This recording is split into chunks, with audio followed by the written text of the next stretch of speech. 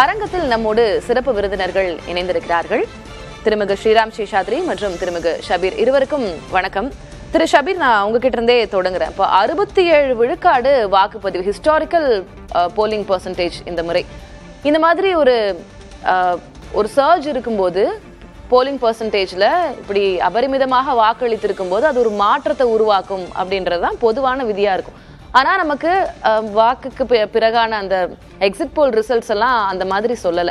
NDA தான் மறுபடியும் sweep பண்ணும் அப்படின்ற ஒரு ரிசல்ட் கிடைச்சிருக்கு. நீங்க எப்படி புரிஞ்சுக்கிறீங்க?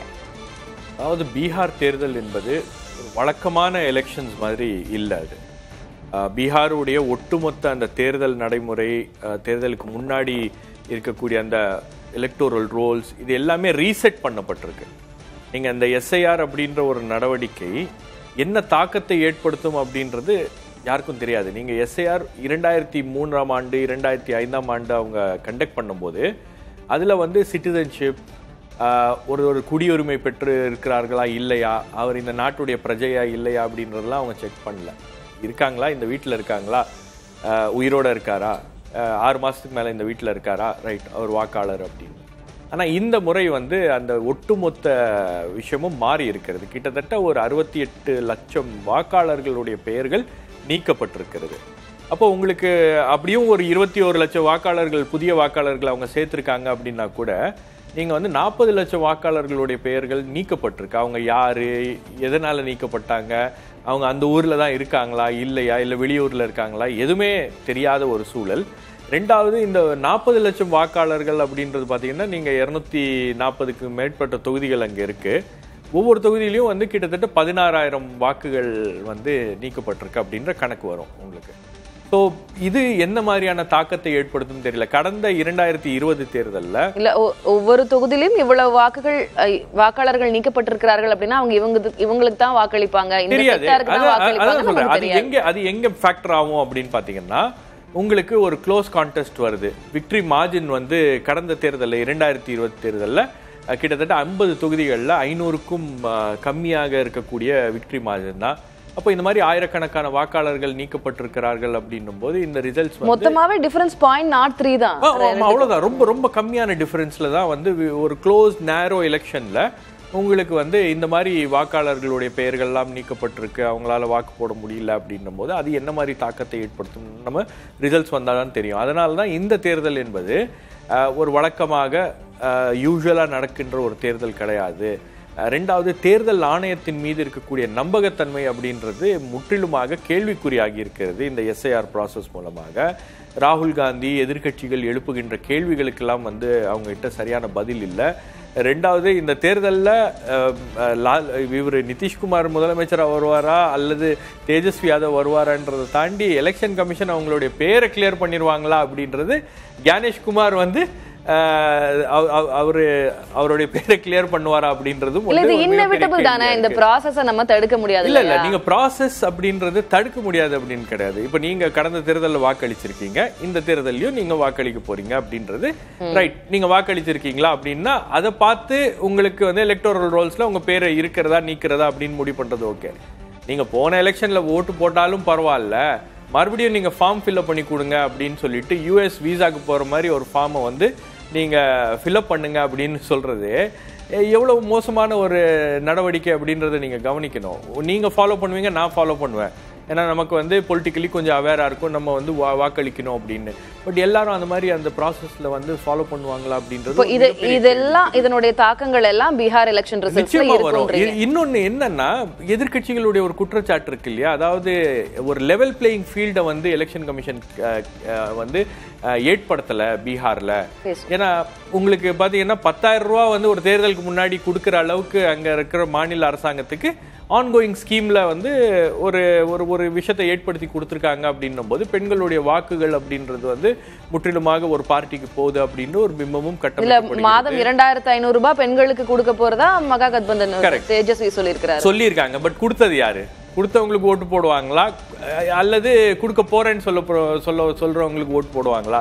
ஒரு மகாராஷ்டிரால என்ன நடந்துச்சோ அதே மாதிரி ஒரு பேட்டர்ன்ல பிஜேபி அங்கே களமாடுகிறது அப்படின்னும் போது அதாவது ஒரு கட்சிக்கு சாதகமாக அந்த தேர்தல் களத்தை ஏற்படுத்தி கொடுத்திருக்கிறதா எலெக்ஷன் கமிஷன் அப்படின்ற அந்த விமர்சனங்களும் இதுல இருக்கு. இது எஸ்ஐஆரா இருக்கட்டும் அல்லது தேர்தல் கமிஷனுடைய நடவடிக்கைகளாக இருக்கட்டும். பட் அதையெல்லாம் மீறி அங்க மக்கள் யாரை தேர்ந்தெடுக்க போகிறார்கள் அப்படின்றத நம்ம இங்க பார்க்கலாம். திரு ஸ்ரீராம், உங்களுடைய முதற்கட்ட பார்வை என்ன? எக்ஸிட் போல் ரிசல்ட்ஸ் அதே மாதிரி தான் வரும் அப்படின்னு நம்புறீங்களா, இல்ல மாற்றங்கள் இருக்கும், இல்ல நெக் டு நெக் இருக்கலாம் அப்படின்னு யோசிக்கிறீங்களா?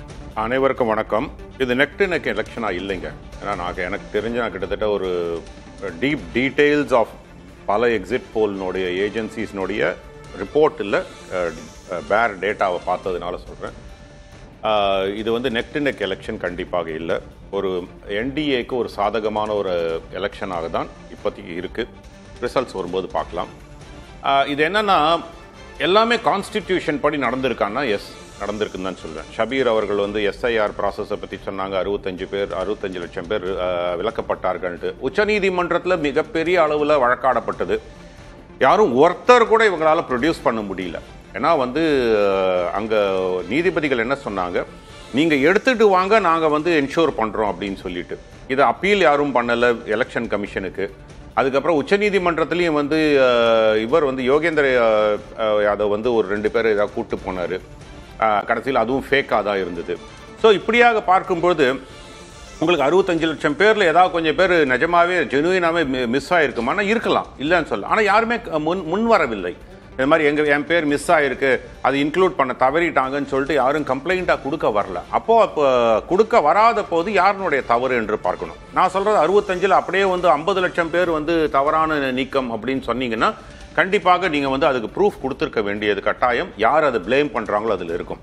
ரெண்டாவது, இந்த ஓட்டர் பர்சன்டேஜ் இன்க்ரீஸ்க்கு எஸ்ஐஆர் ஒரு காரணம் இருக்கும்னா இருக்கலாம். ஏன்னா அது டினாமினேட்டர் கம்மியாக இருக்குது, அதனால் அந்த ஓட்டர் பர்சன்டேஜ் ஜாஸ்தியாக இருக்குன்னு பார்க்கலாம். ஆனால் நிறைய விஷயங்கள் இருக்குது. சத்பூஜாக்காக பீகாருக்கு சென்ற மக்கள் அங்கேயே தங்கி இருந்து ஓட்டு போட்டார்கள்.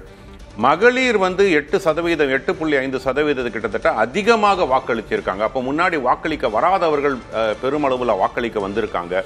இதெல்லாம் வந்து என்ன காமிக்குதுன்னா வந்து இது சேஞ்சுக்காகவா இல்லையான்றது வந்து இது நீங்கள் சொல்கிற மாதிரி ஒரு ஓட்டர் டேர்ன் அவுட் ஜாஸ்தியாக இருந்தால் சேஞ்சுக்காக தான ஒரு ஓட்டு அப்படி என்பது வந்து இது வரைக்கும் ப்ரூவ் பண்ணப்படாத ஒரு விஷயம். அது எந்த காம்போசிஷனில் இந்த அதிக வாக்காளர்கள் வந்திருக்காங்கன்னு என்றது பார்க்கணும். 35 வயதை தாண்டியவர்களுக்கு லாலு பிரசாத் யாதவனுடைய ஒரு ஆட்சி எப்படி இருந்தது, நிதிஷ்குமார் ஆட்சி எப்படி இருந்தது அப்படி என்பதை ஒரு விஷயம் நன்றாக தெரியும். அதனால் அந்த ஒரு டிவைட் இருக்குது. இன்னும் முக்கியமாக என்ன சொல்வேன்னா, ஒரு 3-4 மாதங்களுக்கு முன்னாடி நிஜமாவே வந்து தேஜஸ்வி யாதவ் ஒரு ஃப்ரண்ட் ரன்னராக தான் இருந்தார், தேங்க்ஸ் டு ராகுல் காந்தி. இந்த எலெக்ஷனில் மகாகடபந்தன் தோற்பதற்கான முக்கியமான காரணம் ராகுல் காந்தியாக தான் இருப்பார். தேஜஸ்வி யாதவ் அந்த கோவத்தை ராகுல் காந்தி மேல கண்டிப்பா எடுத்துக்கொண்டு செல்வார்ன்னு தான் பார்க்கிறேன். எப்படி சொல்றீங்க? 62 சீட்ல கிட்டத்தட்ட சிங்கிள் டிஜிட்ல இவங்க வந்து தேஜஸ்வி யாதவ் ரொம்ப அருமையான நரேட்டிவ் கிரியேட் பண்ணி வச்சிருந்தார். அந்த இளம் வாக்காளர்களை கவரும் விதமாக ஜாப்லெஸ்னஸ், வேலை வாய்ப்பு என்பது, எக்கனாமிக் டெவலப்மெண்ட் என்ற 2 பிளாங்க்ல வந்து இது பண்ணார். இவர் குறுக்கு சால் ஓற்றி நான் வந்து ஓட்சோரி என்பது, அதாவது இந்த வாக்கு திருட்டு என்று இவர்கள் சொல்லக்கூடிய எதையும் இது வரைக்கும் ப்ரூவ் பண்ணலை. சும்மா ஒரு பவர் பாயிண்ட் பிரசன்டேஷன் போடுறது வந்து ப்ரூஃப் கிடையாது. அதை மக்கள் நம்பவில்லை என்பதுதான் முக்கியமான காரணம். இதை வந்து களத்தில் இருக்கிறவங்கள்ட்ட போய் நீங்கள் கேட்டிங்கன்னா அதெல்லாம் ஒன்றும் இல்லைங்க, ஏன் ஓட்டு இருக்க தான் செய்யுது அப்படிங்கிறாங்க. ஸோ இதை வந்து மக்கள்கிட்ட ஒரு பெரிய விதமாக போய் சேரலாம். ஆனால் இந்த பிளாட்ஃபார்மை ஹைஜாக் பண்ணி எடுத்துகிட்டு போயிட்டார் அவர். அதுவும் எலெக்ஷனுக்கு ஒரு வாரம் முன்னாடியிலேருந்து இந்த பிளாட்ஃபார்ம், அதுவும் 3 நாட்களுக்கு முன்னாடி, ஃபர்ஸ்ட் ஃபேஸ் ஆஃப் எலெக்ஷன் 3 நாட்களுக்கு முன்னாடி இந்த பிளாட்ஃபார்ம் அப்படியே ஹைஜாக் பண்ணி போனது வந்து மிகப்பெரிய தவறை செய்திருக்கிறார் ராகுல் காந்தி. அதனால வந்து and Congress pull down Mahagathbandhan. ஏன்னா இவங்க மகாகட்பந்தனில் வந்து நீங்கள் பார்த்தீங்கன்னா ஆர்ஜேடி சிங்கிள் லார்ஜஸ்ட் பார்ட்டியாக இருக்கும். இன்ஃபேக்ட் பீகார் எலெக்ஷன்லேயே பிஜேபிக்கும் ஆர்ஜேடிக்கும் சிங்கிள் லார்ஜஸ்ட் பார்ட்டியில் ஒரு போட்டியாக இருக்கும். கிட்டத்தட்ட நெக் டு நெக் அங்கே வருவாங்க. ஆனால் கூட்டணியாக பார்க்கும் பொழுது கூட்டணி கட்சிகள் ஆர்ஜேடியை கீழே இழுக்கிறது. 61 சீட்ல கிட்டத்தட்ட நீங்க சிங்கிள் டிஜிட்லயோ இல்ல slightly second higher double digit 12 சீட்டு கிட்ட வின் பண்றாங்கன்னா உங்களுக்கு கிட்டத்தட்ட கன்வர்ஷன் ரேட் வந்து லெஸ் தேன் 20%. அந்த லெஸ் தேன் 20% கன்வர்ஷன் ரேட்டுன்னு வரும்பொழுது அப்போ ஆர்ஜேடி கண்டெஸ்ட் பண்ணியிருந்தால் அந்த இடங்கள்லாம் எனக்கு காங்கிரஸே வேண்டான் இருந்ததுன்னா அட்லீஸ்ட் ஒரு இன்னொரு 20-30 சீட் அவருக்கு சாதகமாக போயிருக்கின்ற வாய்ப்புகள் உண்டு. அந்த வாய்ப்பை கண்டிப்பாக மிகப்பெரிய அளவில் தவற விட்டுருக்காங்க. மூன்றாவது, ஜன்ஸ்வராஜ் கட்சி எந்த அளவுக்கு ஓட்டு பிளப்பை ஏற்படுத்தும், ஏன்னா புதிதாக வந்திருக்கிற கட்சி, அது எந்த இடத்துல எவ்வளோ ஓட்டு பிளப்பை ஏற்படுத்தும் என்பதை முக்கியமாக நம்ம கவனிக்க வேண்டிய ஒரு இடத்துல இருக்கும். அவர்கள் பெரிய அளவில் வின் பண்ணலைன்னா கூட அங்கே ஒரு 3-6% வாக்குகள், அவர் ஈவன் 4% வாக்குகள் ஆவரேஜாக வாங்கினா கூட அந்த 4% வாக்கு யாருடைய வாக்கு எடுத்திருக்காங்கன்னு பார்க்கணும். அது ஆர்ஜேடி பெரிய கேம் சேஞ்சரா கூட பெரிய கேம் சேஞ்சரா இருக்கும். ஏன்னா உங்களுக்கு மகிழாஸ் ஓட்டு அந்த 8% போட்டது ஒரு கருத்து கணிப்பு என்ன சொல்றது, கிட்டத்தட்ட ஒரு 2-2.5% பெனிஃபிட் என்டிஏக்கு கொடுக்குது அப்படின்னு சொல்லிட்டு. அப்போ ஜன்ஸ்வராஜ் கட்சியினுடையது ஒரு 4%, ஈவன் 1-2% என்டிஏக்கு சாதகமான, அதாவது மகாகட்பந்தன் ஓட்டை எடுத்திருந்தா கூட அந்த கேம் நீங்க போன தடவை எலெக்ஷன்ல 0.3% டிஃபரன்ஸ்ன்றது இப்ப 4-5% வித்தியாசம் அப்படின்னு வரும்போது 4-5% டூ கார்னர் கான்டெஸ்ட்ல சிக்னிஃபிகன்ட் டிஃபரன்ஸ் ஏற்படுத்தும். 4-5% ஒரு அப்படியே ஒரு பெரிய டிஃபரன்ஸ்லயே என்டிஏ வரதுக்கு வாய்ப்பு இருக்குன்னு சொல்றீங்களா? நான் மினிமம் 135 என்னுடைய கணிப்புங்க என்டிஏக்கு. ஆனா இந்த மகிழாஸ்னுடைய ஓட்டு எப்படி இருக்கு, ஜன்ஸ்வராஜ் எவ்வளவு பிளந்திருக்காங்க, யாதவ் பாப்புலேஷன் ஓட்டுல இருக்கக்கூடிய இடத்துல நிறைய இடங்கள்ல கருத்து கணிப்புகள் என்ன சொல்றாங்க, என்டிஏக்கு சாதகமாக பல இடங்கள்ல போயிருக்கு அப்படின்னு சொல்லிட்டு, அதாவது 18% வரைக்கும் யாதவ் பாப்புலேஷன் என்டிஏக்கு போட்டிருக்காங்க. முஸ்லீம் டாமினேட்டட் ஏரியால, அதுவும் அந்த கிருஷ்ணகஞ்ச் அண்ட் அந்த சீமாஞ்சல் ஏரியால என்டிஏ சாதகமாக வின் பண்ணுவதற்கு அந்த கவுண்டர் போலரைசேஷன் மிகப்பெரிய அளவிற்கு நடக்குதுன்னு சொல்றாங்க. இதெல்லாம் நடந்ததுன்னா அப்பர் லிமிட் ஜாஸ்தி ஆகும் தான் பார்க்கிறேன். திரு ஷபீர், நம்ம முன்னாடியே பார்த்திருந்தோம் ஆர்ஜேடி காங்கிரஸ் ஆட்டம் அந்த மகாகத்பந்தன் கூட்டணியில சீட் ஷேரிங்ல ஒரு பெரிய இழுபறி சென்று கொண்டே இருந்தது.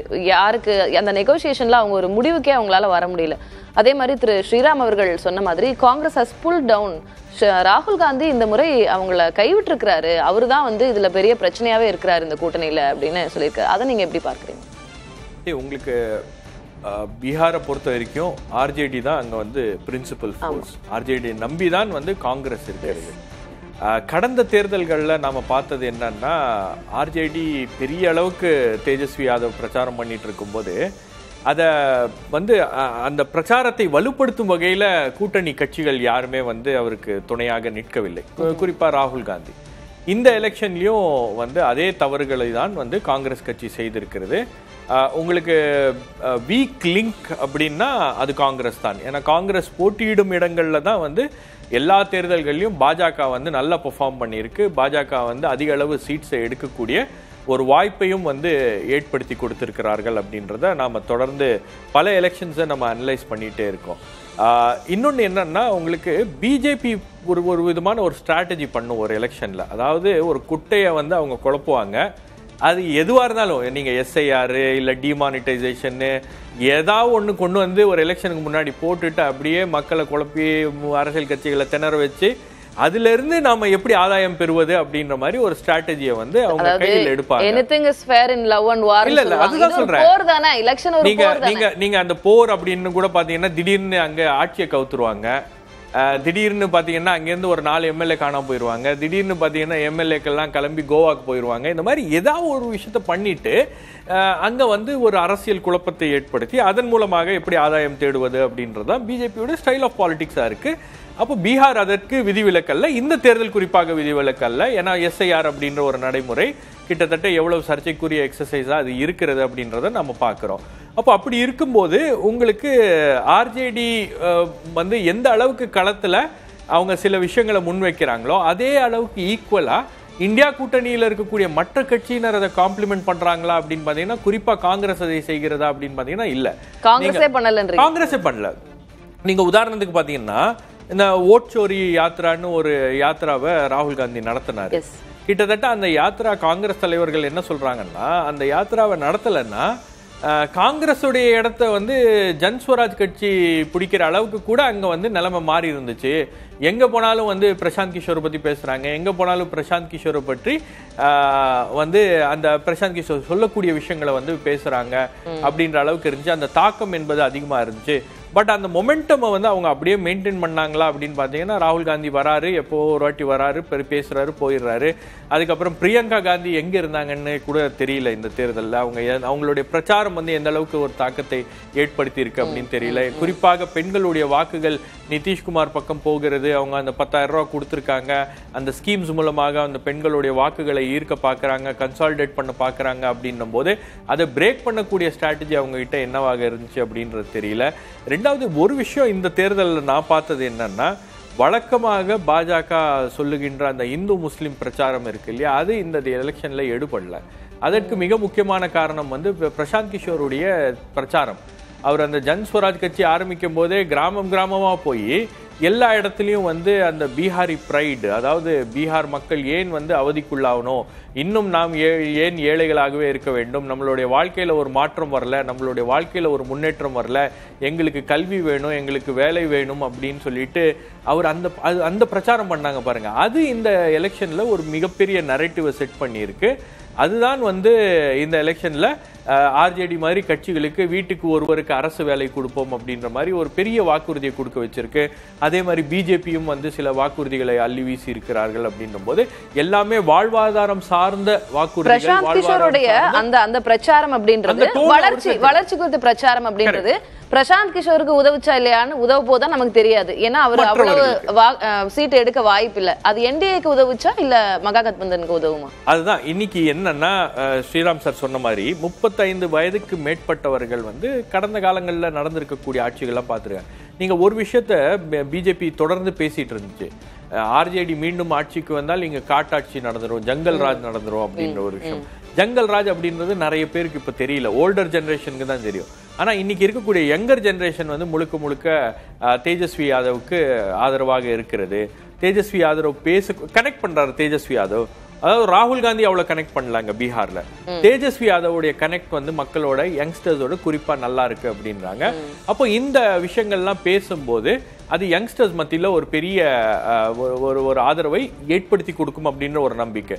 ரெண்டாவது உங்களுக்கு ஜன்ஸ்வராஜ் கட்சியில மைக்ரண்ட் ஒர்க்கர்ஸ் இஷ்யூவை பத்தி அவர் தொடர்ந்து பேசியிருக்காரு. பீகார்ல எனக்கு வந்து எல்லாமே நல்லா இருந்துச்சுன்னா நான் ஏன் போய் தமிழ்நாட்டில் வேலை பார்க்குறேன், நான் ஏன் போய் கேரளாவில் வேலை பார்க்குறேன், கர்நாடகாவில் வேலை பார்க்குறேன், அப்போ எனக்கு நீங்கள் என்ன பண்ணியிருக்கீங்க, இது வரைக்கும் டேட்டாவை கொடுத்துருக்கீங்க, நாங்கள் மொபைலில் உட்காந்து டேட்டாவை பார்த்துட்டு இருக்கோம், ஆனால் எங்கள் பேட்டாலாம் வந்து வெளியூரில் போய் வேலை பார்க்குறாங்க அப்படின்னு பிரசாந்த் கிஷோருடைய பிரச்சாரம் வந்து ஓரளவுக்கு அந்த அந்த யோசனையை மாற்றி இருக்கிறது. பீகாரிஸ் எப்படி யோசிச்சுட்டு இருந்தாங்களோ இது வரைக்கும், என்னுடைய வாழ்க்கை தரம் என்ன அப்படின்ற அந்த கேள்வி வந்து மைய கேள்வியாக இந்த தேர்தலில் மாறி இருக்கிறது அப்படின்னும் போது இந்த கேள்விகளுக்கு பாஜக பதில் இருக்காது. பாஜக இருக்கக்கூடிய பதில் என்னவாக இருக்கும்னா, அவங்க வந்து பாருங்க தமிழ்நாட்டில் பீகாரிஸை வந்து மோசமா திட்டுறாங்க, தமிழ்நாட்டில் அடிக்கிறாங்க அப்படின்னு பிரதமரே பேசுகிறார். அதாவது அந்த அந்த அந்த வார்த்தைகள் இருக்கு இல்லையா, அவங்க பயன்படுத்தக்கூடிய வார்த்தைகள், அவங்க பயன்படுத்தக்கூடிய அரசியல் ஸ்ட்ராட்டஜி அப்படின்றது ஏதோ ஒரு இடத்துல அதை டிவைட் பண்ணிட்டே இருக்கணும் அப்படின்ற மாதிரி ஒரு விஷயங்களை தொடர்ந்து அவங்க பேசுறாங்க அப்படின்றது தான் வந்து இந்த தேர்தலில் நாம தொடர்ச்சியாக பார்த்திருக்கோம். இந்த பிரச்சாரம் நம்ம தொடர்ந்து பேசலாம். திருமிகு ஷபீர், பீகார் தேர்தல் முடிவுகள் முதற்கட்ட நிலவரம் என்ன அப்படின்றத பார்க்கிறோம். தபால் வாக்குகள் எண்ணப்பட்டு கொண்டிருக்கும் அப்படின்னு புரிஞ்சுக்கலாம். இப்போதைக்கு 67 தொகுதிகளுக்கான முன்னிலை நிலவரம் நமக்கு கிடைச்சிருக்குது. அதுல என்டிஏ கூட்டணி கிட்டத்தட்ட 40 இடங்கள்ல முன்னிலை வகிக்கிறாங்க. மகாகத்பந்தன் 20 இடங்கள்ல, பிரசாந்த் கிஷோருடைய ஜன்சுராஜ் 3 இடங்கள்ல, மற்றவை 4 அப்படின்றத பாக்குறோம். இது ஆரம்ப கட்ட முன்னிலை முடிவுகள் தான். தபால் வாக்குகள் தற்போது எண்ணப்பட்டு கொண்டிருக்கின்றன. அதுல முன்னிலை நிலவரம் என்னன்றதை பார்க்கிறோம். 67 தொகுதிகளுக்கான முன்னிலை நிலவரம் கிடைத்திருக்கிறது.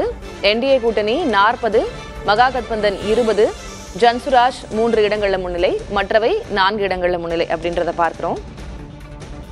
தொடர்ந்து திரு ஸ்ரீராம், திரு ஷபீர் அவர்கள் சொல்லும்போது இளைஞர்கள் மத்தியில தேஜஸ்வி யாதவுக்கு ஒரு நல்ல வரவேற்பு இருக்கிறது. இப்போ எங்களுடைய ஆசிரியர் சமஸ் பீகாருக்கு சென்றிருந்தார். அங்க களத்துல மக்கள் என்ன நினைக்கிறாங்க அப்படின்னு நிறைய தகவல்கள், நம்ம அது தொடர்பான நிறைய ஸ்டோரிஸ் பார்த்திருந்தோம். அவர் பேசும்போது சொல்லியிருந்தாரு, தேஜஸ்வி யாதவ் மேல அவ்வளவு ஒரு நம்பிக்கை இருக்கிறது, இளைஞர்களுடைய மேபி ஃபியூச்சரா தேஜஸ்வி வருவதற்கான வாய்ப்பு இருக்கிறது. ஆனாலும் நிதிஷ் மேல இருக்கக்கூடிய மரியாதை அங்க இருக்கிற மக்களுக்கு குறையவில்லை. அதனால ஏறத்தாழ இது கொஞ்சம் ஒரு நெக் டு நெக்கா இருக்கிறதுக்கான வாய்ப்பாகவும் இருக்கு. ஆனா ஸ்வீப் என்டிஏக்கு தான் இருக்கும் அப்படின்ற ஒரு கருத்தை பார்க்க முடிஞ்சது. தேஜஸ்வியோட ரைஸ் எப்படி பார்க்குறீங்க நீங்க? அதான் நான் ஆரம்ப கட்டத்தில் நான் சொல்லும்போதே சொன்னேன், இவங்க வந்து தேஜஸ்வி யாதவ் வந்து ஒரு நல்ல 3 மாதங்களுக்கு முன்னாடி வந்து சொன்னீங்கன்னா தேஜஸ்வி யாதவ் வந்து அதாவது மகாகடபந்தன் ஆட்சி அமைக்கக்கூடிய இடத்துல இருக்கா, அட்லீஸ்ட் ஒரு டஃப் ஃபைட் கொடுக்கக்கூடிய இடத்துல இருக்குன்னா கண்டிப்பா இருந்தது. இன்ஃபேக்ட் எலெக்ஷன் டே வரைக்குமே கூட மோஸ்ட் பாப்புலர் சிஎம் கேண்டிடேட் யாருன்னு பார்த்தா தேஜஸ்வி யாதவா தான் இருந்தார் தனியாக பார்க்கும்போது. அதுக்கப்புறம் நீங்க என்டிஏல 4-5 ஆப்ஷன் இருக்கு சேர்த்து வச்சு பார்க்கும்போது உங்களுக்கு தேஜஸ்வி யாதவோட ஜாஸ்தி இருக்காங்க. பட் தேஜஸ்வி யாதவ் மிகப்பெரிய ஒரு கட்டமைப்பை ஏற்படுத்தினார். ஒன்று நம்ம புரிஞ்சுக்கணும், மற்ற வாக்காளர் எஸ்பெஷலி தமிழ்நாட்டை பொறுத்த வரைக்கும் சொல்றேன், பீகார் அண்ட் உத்தரப்பிரதேஷ்ல பார்ட் ஆஃப் உத்தரப்பிரதேஷனுடைய வாக்காளர்களுடைய அரசியல் முதிர்ச்சி மிகப்பெரிய அளவில் இருக்கும். அதாவது அவங்களுக்கு இருக்கக்கூடிய அந்த அவேர்னஸ், அரசியல் பொலிட்டிக்கல் அவேர்னஸ் என்பது பீகார்ல நீங்க உட்கார்ந்து இன்டர்நேஷனல் பாலிடிக்ஸ்ல பேச முடியும் உங்களால. அந்த அளவுக்கு அவர்களுக்கு அந்த அவேர்னஸ் உண்டு. பிரசாந்த் கிஷோர் அவர்கள் கிராமமாக செல்லும் பொழுது மனநிலையை மாற்ற ஆரம்பித்தார். அதுலயும் மாற்றுகிறார். I agree with Shabbir Ahmed on that. மிகப்பெரிய ஒரு மனநிலை மாற்றத்தை எடுத்துட்டு வந்தார். இப்ப நீங்க பாத்தீங்கன்னா அந்த தேஜஸ்வி யாதவ் வந்து பொறுத்த வரைக்கும் முக்கியமாக லேடிஸ் வாக்குகள் முழுக்க என்டிஏக்கு தான் சாதகமாக இருக்கும் அப்படின்ற நம்பப்பட்ட விதத்தில் 30 வயதுக்கு உட்பட்ட மகளிர் வாக்காளர்கள் மிகப்பெரிய அளவில் தேஜஸ்வி யாதவுக்கு தான் இருந்தது. ஏன்னா அவர்களும் என்னன்னா 2 விஷயம். ஒன்று, அவங்களும் நிறைய படிச்சிருக்காங்க, அவங்களுக்கு வேலை வாய்ப்புகள் இல்லை. ப்ளஸ் அவங்க கல்யாணத்துக்கு வரும்பொழுது தன்னுடைய கணவரை விட்டு பிரிந்து இருக்கக்கூடிய நிலைமையில தான் இருந்தாங்க. ஏன்னா அவர்களும் வெளியில தான் போய் வேலை செய்ய வேண்டியது. ஸோ இந்த அன்எம்ப்ளாய்மெண்ட் என்ற சிச்சுவேஷன் கடந்த 20 ஆண்டுகளாக நிதிஷ்குமார் அவர்களால் சரி செய்யப்படவில்லை என்பது உண்மை. அது ஒன்றும் மாற்று கருத்தே இல்லை. அதனால தான் சொன்ன அவர் நல்ல ஒரு பிளாங்க், ஒரு நேரேட்டிவ் பில்ட் பண்ணி வச்சதை கடைசியில போயிட்டு இவர் ஆட்டத்தை கழிச்சு, ராகுல் காந்தி ஆட்டத்தை கழிச்சு விட்டார்னு நான் சொன்னதுக்கு முக்கியமான காரணமே இந்த விஷயங்கள் தான். அதனால தான் நான் சொல்றேன், உங்களுக்கு வந்து ஒரு நெக் டு நெக் ஃபைட்டா இருந்ததை வந்து டில்ட் பண்ணி கொடுத்து பாஜக தலைமையில் இருக்கக்கூடிய என்டிஏ கூட்டணி வெற்றி பெறுவதற்கு ஒரு முக்கியமான காரணம் யாருன்னு பார்த்தீங்கன்னா காங்கிரஸும் ராகுல் காந்தியும் தான் இருப்பாருன்னு தான் நான் பார்க்கிறேன். அதனால வந்து உங்களுக்கு தேஜஸ்வி யாதவ் கண்டிப்பா மிக பாப்புலர் லீடர் தான் அங்க. அண்ட் மேபி அடுத்த எலெக்ஷனுக்கு போகும்போது இந்த 35 வயதுக்கு உட்பட்டவர்கள் ஜாஸ்தி ஆகும்போது அவர்கள், ஏன்னா 35 வயதிற்கு மேற்பட்டவர்களுக்கு இந்த ஜங்கிள் ராஜோட இல்லை, அப்போ இருந்த பீகார் நிலைமை என்ன என்பது தெரியும். இப்ப இருக்கக்கூடியதை விட மிக மோசமான நிலைமையில் இருந்த பீகார் என்பது மாறி இருக்கு. இன்னொன்று, நிதிஷ்குமார் அவர்கள் காஸ்ட் நியூட்ரல் லீடர். நீங்க பீகார்ல கண்டிப்பாக காஸ்ட் பேஸ் ஓட்டு எல்லா இடத்துலையும் நடக்குது, எல்லா மாநிலங்களிலும். பீகார் உத்தரப்பிரதேஷ்ல இந்த காஸ்ட் பேஸ்டு ஓட்டிங் என்பது மிகப்பெரிய அளவு அதிகம். அதுவும் நீங்க வந்து முஸ்லீம் யாதவ் பிளாக்ன்றது மகாகடபந்தனுக்கும் மற்றவர்கள்லாம் வந்து தேசிய ஜனநாயக கூட்டணிக்கும் போகக்கூடிய வாய்ப்பு, அந்த ஒரு கவுண்டர் போலரைசேஷன் மிகப்பெரிய அளவில் நடக்கும். அந்த மாதிரி ஒரு இதுல அது முஸ்லீம் யாதவ் கிட்டத்தட்ட 40% மேல இருக்காங்க. ஸோ அதனால வந்து it's not a small number. அதையும் நம்ம குறைச்சு மதிப்பிட முடியும். அப்படியே லாக் ஸ்டாக் அண்ட் பேரல் அதுல ஒரு 70-75% போனா கூட உங்களுக்கு வந்து 32-33% ஸ்ட்ரெயிட்டாவே ஒரு ஸ்டார்டிங் பாயிண்ட் ஆயிருக்கு. அப்போ அதுல இருக்கும்போது இந்த கவுண்டர் போலரைசேஷன்ல அந்த காஸ்ட் பேசிஸ்ல வரும்போது மிகப்பெரிய தவறு மகாகடபந்தன் செய்தது என்னன்னா, அந்த அவங்க இந்த எக்கனாமிக்கலி பேக்வர்ட் கம்யூனிட்டிலேருந்து ஒரு டெபுட்டி சீஃப் மினிஸ்டர் முன்னாடியே அனௌன்ஸ் பண்ணாங்க. அப்போ அந்த எக்கனாமிக்கலி பேக்வர்ட் கம்யூனிட்டியில் கிட்டத்தட்ட 7-8 பிளாக்ஸ் இருக்கு. அதுல ஒரே ஒரு சாராருக்கு கொண்டு அந்த ஒரு ரெக்கக்னிஷன் கிடைக்கும் போது மற்றவங்கள்லாம் நிதிஷ்குமார் மேல இருக்கக்கூடிய மரியாதை அவர் தான் சொன்னார். அது வந்து காஸ்ட் நியூட்ரல் லீடர். யாதவுக்கும் பிடிக்கும், முஸ்லீம்களுக்கும் பிடிக்கும், பிராமின்க்கும் பிடிக்கும். அதுவே பெரிய பர்சன்டேஜ் 15% இருக்கும். இபிசி அண்ட் தலித் பாப்புலேஷன் கிட்டத்தட்ட ஒரு 50%. எல்லாருக்குமான சமமான லீடராக பார்த்தார்கள். ஒரு 6 மாசத்துக்கு முன்னாடிலாம் பார்த்தீங்கன்னா நிதிஷ்குமார் வந்து பப்ளிக் அப்பியரன்ஸ்லாம் வரும்போது ரொம்ப எப்படி நவீன் பட்நாயக் மாதிரி ஒரு, நான் அது கேட்கணும்னு நினைச்சேன் திரு ஸ்ரீராம். நிதிஷ்குமார் அவர்களுடைய உடல்நிலையோ அவர்களுடைய மனநிலையோ 2020ல இருந்த மாதிரி இப்ப இல்ல அப்படின்றது ஒரு சின்ன பின்னடைவாக இருக்காதா? நிதிஷ் மேல இருக்கக்கூடிய மரியாதை அப்படியே இருக்கிறது, அவருக்கு இன்னும் வாய்ஸ் இருக்கு அப்படின்றது அது ஒத்துக்கிறோம். 2020ல இருந்த மாதிரி இப்ப அவர் இல்ல அப்படின்றது ஒரு பின்னடைவு இல்லையா? ஆக்சுவலா தான் ரியல் சினாரியோவா இருந்தது. அவர் அந்த எலெக்ஷன் நேரத்தில் பார்த்தீங்கன்னா திடீர்னு ஒரு ரிஜெனிவேஷன், புதுசாக ஒரு அவதாரம் எடுத்த மாதிரி வந்தார். அது ஒரு மிகப்பெரிய தாக்கத்தை ஏற்படுத்திடும். ஆக்சுவலா பார்த்தீங்கன்னா தேஜஸ்வி யாதவ் அதுதான் பேங்க் பண்ணியிருந்தார். நிதிஷ்குமாரை முன்னிறுத்தும் போது நிதிஷ்குமார் மேல இருக்கக்கூடிய மரியாதை இருந்தாலும் அவர் வயசாயிட்டாரு. அவருடைய கடந்த காலத்தில் ஒரு லாஸ்ட் ஒரு 6-8 மாசத்துல பார்த்தீங்கன்னா அவருடைய மனநிலைகள், அவருடைய பப்ளிக் அப்பியரன்சஸ்ல இருக்கக்கூடிய சில பிழைகள் மக்களுக்கு வந்து ஒரு எம்பராசிங் சிச்சுவேஷனாக இருந்ததெல்லாம் அவருக்கு சாதகமா இருக்கும் தான் பார்த்தேன். கடைசியில் நிதிஷ்குமார் டக்குன்னு ஒரு டேர்ன் அரவுண்ட் ஆனார் எலெக்ஷன் கிட்ட வரும்போது. ஸோ அது ஒரு நிதிஷ்குமார் மேல இருக்கக்கூடிய மரியாதை மிகப்பெரிய அளவில் இருக்கு. எனக்கு இந்த 10,000 ரூபா கொடுத்தது எந்த அளவுக்கு பெரிய அளவில் அது மகிழா வாக்குகளை பெற்றிருக்கும் என்று எனக்கு பெரிய அளவில் நம்பிக்கை இல்லை. தோ எல்லா போல்ஸ் சொல்றாங்க அது ஒரு 2 to 3% டில்ட் ஆயிருக்கும்ட்டு. எனக்கு அதுல நம்பிக்கை இல்லை. நான் பீகாரை பொறுத்த வரைக்கும், மக்களை பொறுத்த வரைக்கும் அவர்களுடைய அரசியல் அவேர்னஸ் ரொம்ப ஜாஸ்தி. என்னுடைய ஓட்டை நீ கடைசி நேரத்துல வாங்குறியா அப்படிங்கிறது it's an insult. with that I hold. நம்ம ஒரு முறை முன்னிலை நிலவரத்தை சொல்லிட்டு நம்ம தொடரலாம் அப்படின்னு நினைக்கிறேன். 59 இடங்கள்ல என்டிஏ கூட்டணி முன்னிலை, 31 இடங்கள்ல மகாகட்பந்தன் கூட்டணி முன்னிலை, ஜன்சுராஜ் 2, மற்றவை 2 அப்படின்றத நம்ம பார்க்கிறோம். தொடர்ந்து திரு ஷபீர், எப்பவுமே பீகார் பொறுத்த வரைக்கும் இந்த தேர்தல்கள்ல அந்தந்த காலத்தினுடைய பிரச்சனை, கான்டெம்பரரி இஷ்யூஸ் தான் அந்த தேர்தலுடைய முடிவுகளை நிர்ணயிக்கக்கூடிய பிரச்சனைகளாக இல்லது இஷ்யூஸாக இருக்கும். இந்த முறை எந்தெந்த மக்கள் பிரச்சனைகள் அப்படி தேர்தல் முடிவுகள்ல தாக்கத்தை ஏற்படுத்தக்கூடிய பிரச்சனைகளாக அமைந்திருந்ததுன்னு நீங்க பாக்குறீங்க? பொதுவா தேசிய கட்சிகள் களமாடும் போது அவங்க நேஷனல் இஷ்யூஸை லோக்கல் எலெக்ஷன்ல பிரதிபலிக்க வைப்பாங்க. குறிப்பாக பீகார், மத்திய பிரதேஷ், யூபி போன்ற அந்த ஹிந்தி ஹாட்லேண்ட்ல, ஹிந்தி பெல்ட்ல அந்த மாதிரி இஷ்யூஸை நீங்க கொண்டு முன்னிறுத்தும் போது உங்களுக்கு தேசிய கட்சிகளுக்கு முழுக்க முழுக்க அவர்களுடைய ஒட்டுமொத்த கவனமும் அந்த இஷ்யூஸை பக்கம் திருப்ப முடியும். பட் இந்த எலெக்ஷன் அப்படின்றது முழுக்க முழுக்க ரொம்ப லோக்கல் இஷ்யூஸை மையப்படுத்தி, அதான் நான் சொன்னேன் இல்லையா, வாழ்வாதார பிரச்சனையை மையப்படுத்தி இந்த எலெக்ஷன் அப்படின்றது மாறி இருக்கிறது. அதனாலதான் இந்த 10,000 ரூபா கொடுக்க வேண்டிய ஒரு கட்டாயத்துக்கும் அவர்கள் தள்ளப்பட்டார்கள். நீங்க இதை எப்படி என்டிஏ தனக்கான சாதகமான களத்தை மாற்றி அமைக்கிறது அப்படின்றத பார்க்கணும். லைக் இந்த எலெக்ஷன்ஸ்லாம் இப்ப எப்படி மாறி போச்சு அப்படின்னு பாத்தீங்கன்னா, who has a better strategy, நீங்க யார் ரொம்ப சரியான ஸ்ட்ராட்டஜி, பெர்முடேஷன் காம்பினேஷன்ஸ்லாம் வொர்க் அவுட் பண்ணி எந்த பகுதியில எந்த கேண்டிடேட் நாம ஒரு நொடி திரு ஷபீர், தேஜஸ்வி யாதவ் முன்னிலை அப்படின்ற அண்மை செய்தியை பார்க்கிறோம். முதலமைச்சர் முகமாக இருக்கக்கூடிய தேஜஸ்வி யாதவ் ராகவ்பூர் தொகுதியில் அவர் போட்டியிட்ட தொகுதியில ஆர்ஜேடி தலைவர் தேஜஸ்வி யாதவ் முன்னிலை என்ற அண்மை செய்தியை பார்க்கிறோம். கீழே ஸ்க்ராலில் நமக்கு முன்னிலை நிலவரங்கள் வந்து கொண்டிருக்கிறது. தொடர்ந்து பேசலாம் ஷபீர். உங்களுக்கு இந்த தேர்தல் களத்துல என்ன விஷயங்களை, என்ன காம்பினேஷன்ஸை நம்ம ஒர்க் அவுட் பண்ணி நம்ம போறோம் அப்படின்றது ஒண்ணு இருக்கு இல்லையா. இது பிஜேபி இப்ப இந்த தேர்தல் ரிசல்ட்ஸ் இன்னைக்கு முடிஞ்சிருச்சு. அடுத்த மாநிலத்துக்கான தேர்தல் விஷயங்களை அவங்க தயார் பண்ணி ஒர்க் அவுட் பண்ண ஆரம்பிச்சிருவாங்க. அதுதான் பிஜேபி. காங்கிரஸ் அப்படி கிடையாது, ஆர்ஜேடி அப்படி கிடையாது. அப்போ உங்களுக்கு அதுலயே ஒரு பெரிய டிஃபரன்ஸ் அப்படின்றது இருக்கு. எலெக்ஷன் மிஷினரியில பிஜேபி இப்படி சொல்லுவாங்க மான்ஸ்டர்ஸ் அவங்க. ஏன்னா இன்னைக்கு ஒரு வெற்றினா அந்த வெற்றியை கொண்டாடி முடிக்கிறதெல்லாம் இல்ல, அன்னைக்கு ராத்திரியில இருந்து அடுத்த ஸ்டேட்டுக்காக ஒர்க் பண்ண ஆரம்பிச்சிருவாங்க. அதுதான் நீங்க சொல்லிருந்தீங்க. நான் கேட்க விரும்பினது, அப்போ இந்த 10,000 ரூபாய் மகளிர்களுக்காக, அப்போ கிட்டத்தட்ட 1,20,00,000 மகளிருக்கு அது கொடுக்கறதா அந்த 10,000 ரூபாய், அந்த ஸ்கீம் ஒர்க் அவுட் ஆயிருக்கு இந்த முறை அப்படின்னு நீங்க பாக்குறீங்களா?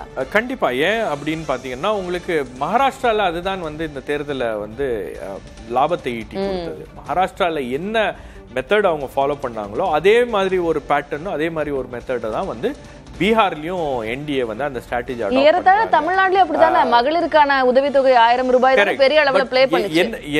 என்ன அப்படின்னு பாத்தீங்கன்னா, உங்களுக்கு தேர்தலுக்கு முன்னாடி லம்சம் அமௌண்ட் இருக்கு இல்லையா, 2 இன்ஸ்டால்மெண்ட்ஸையும் சேர்த்து நீங்க கொடுக்கறது. மகாராஷ்டிரால அப்படிதான் லாட்கி பெஹனால உங்களுக்கு 2 இன்ஸ்டால்மெண்ட் சேர்த்து கொடுத்தாங்க. சேர்த்து கொடுக்கும் போது ஏக்நாத் ஷிண்டேவுக்கு ஒரு பெரிய வரவேற்பு. ஏக்நாத் ஷிண்டே மையப்படுத்தி தான் அந்த தேர்தலில் பாஜக சந்தித்தது. ஏக்நாத் ஷிண்டேவை தான் அவங்க ப்ரொஜெக்ட் பண்ணாங்க. அதுக்கப்புறம் அவரை துணை முதலமைச்சர் ஆக்கிட்டாங்கன்னு வச்சுங்களேன். முதலமைச்சர் ஆக்குறதுக்கான வாய்ப்பு கொடுக்கல. ரெண்டாவது அவங்க சீட்ஸும் குறைவாக தான் இருந்துச்சு. ஆனா இந்த விஷயத்தை அதை கேபிட்டலைஸ் பண்ற ஒரு இடத்துல பிஜேபி இது பண்ணிப்பாங்க. ரெண்டாவது என்னன்னா, உங்களுக்கு ஒரு நேஷனல் நரேட்டிவ்ல இருக்கும்போது பிஜேபி கொஞ்சம் ஸ்ட்ராங்கா இருக்கும். ஒரு ஸ்டேட் நரேட்டிவ், லோக்கல் இஷ்யூஸ் நரேட்டிவ்ல பிஜேபியால அவ்வளவு சிறப்பாக அந்த இஷ்யூஸை ஹேண்டில் பண்ண முடியாது. ஏன்னா இது எங்க நம்ம பார்த்திருக்கோம் அப்படின்னு பாத்தீங்கன்னா,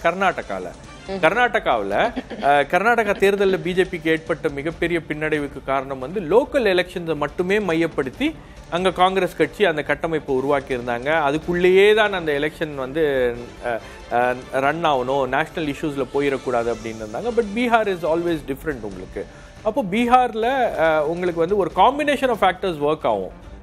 சில இடங்கள்ல வந்து என்ன பண்ணுவாங்க அப்படின்னு பார்த்தீங்கன்னா, கடந்த தேர்தல்களில் மத்திய பிரதேஷ், யூபி இந்த மாதிரி எலெக்ஷன்ஸில் ராம் மந்திரை பற்றி பேசினாங்க. ராம் மந்திருக்கு நாங்கள் வந்து அயோத்தியாவுக்கு நாங்கள் மக்களை கூப்பிட்டு போவோம் அப்படின்னாங்க. மத்திய பிரதேசில் அந்த வாக்குறுதிகள்லாம் கொடுக்கப்பட்டுச்சு. தேர்தலில் பாஜக வெற்றி பெற்றால் நாங்கள் வந்து மந்திருக்கு கூப்பிட்டு போவோம் அப்படின்னு. இப்போ இந்த தேர்தலில் அவங்களால என்னென்ன வாக்குறுதிகளை கொடுக்க முடியுமோ எல்லா வாக்குறுதிகளையும் கொடுத்து, குறிப்பாக இந்த தேர்தலை பொறுத்த வரைக்கும் வாக்குறுதிகள் மூலமாக தான் வந்து பார்ட்டிஸ் வந்து பல பேரை ஓட்டர்ஸை வந்து கன்வின்ஸ் பண்ணியிருக்காங்க, ரீச் பண்ணியிருக்காங்க. ஏனென்றால் இந்த தேர்தலில் உங்களுக்கு மீண்டும் மீண்டும் அந்த வாழ்வாதார பிரச்சனை அப்படின்றது மையமான இஷ்யூவா ஸ்ரீராம் சொன்னதுல இருந்தே நான் கேட்கணும் அப்படின்னு நினைக்கிறேன். நீங்க பீகார்ல இருந்து நீங்க உலக அரசியலையே நீங்க பேச முடியும் அப்படின்னு அவர் சொல்லியிருந்தார்.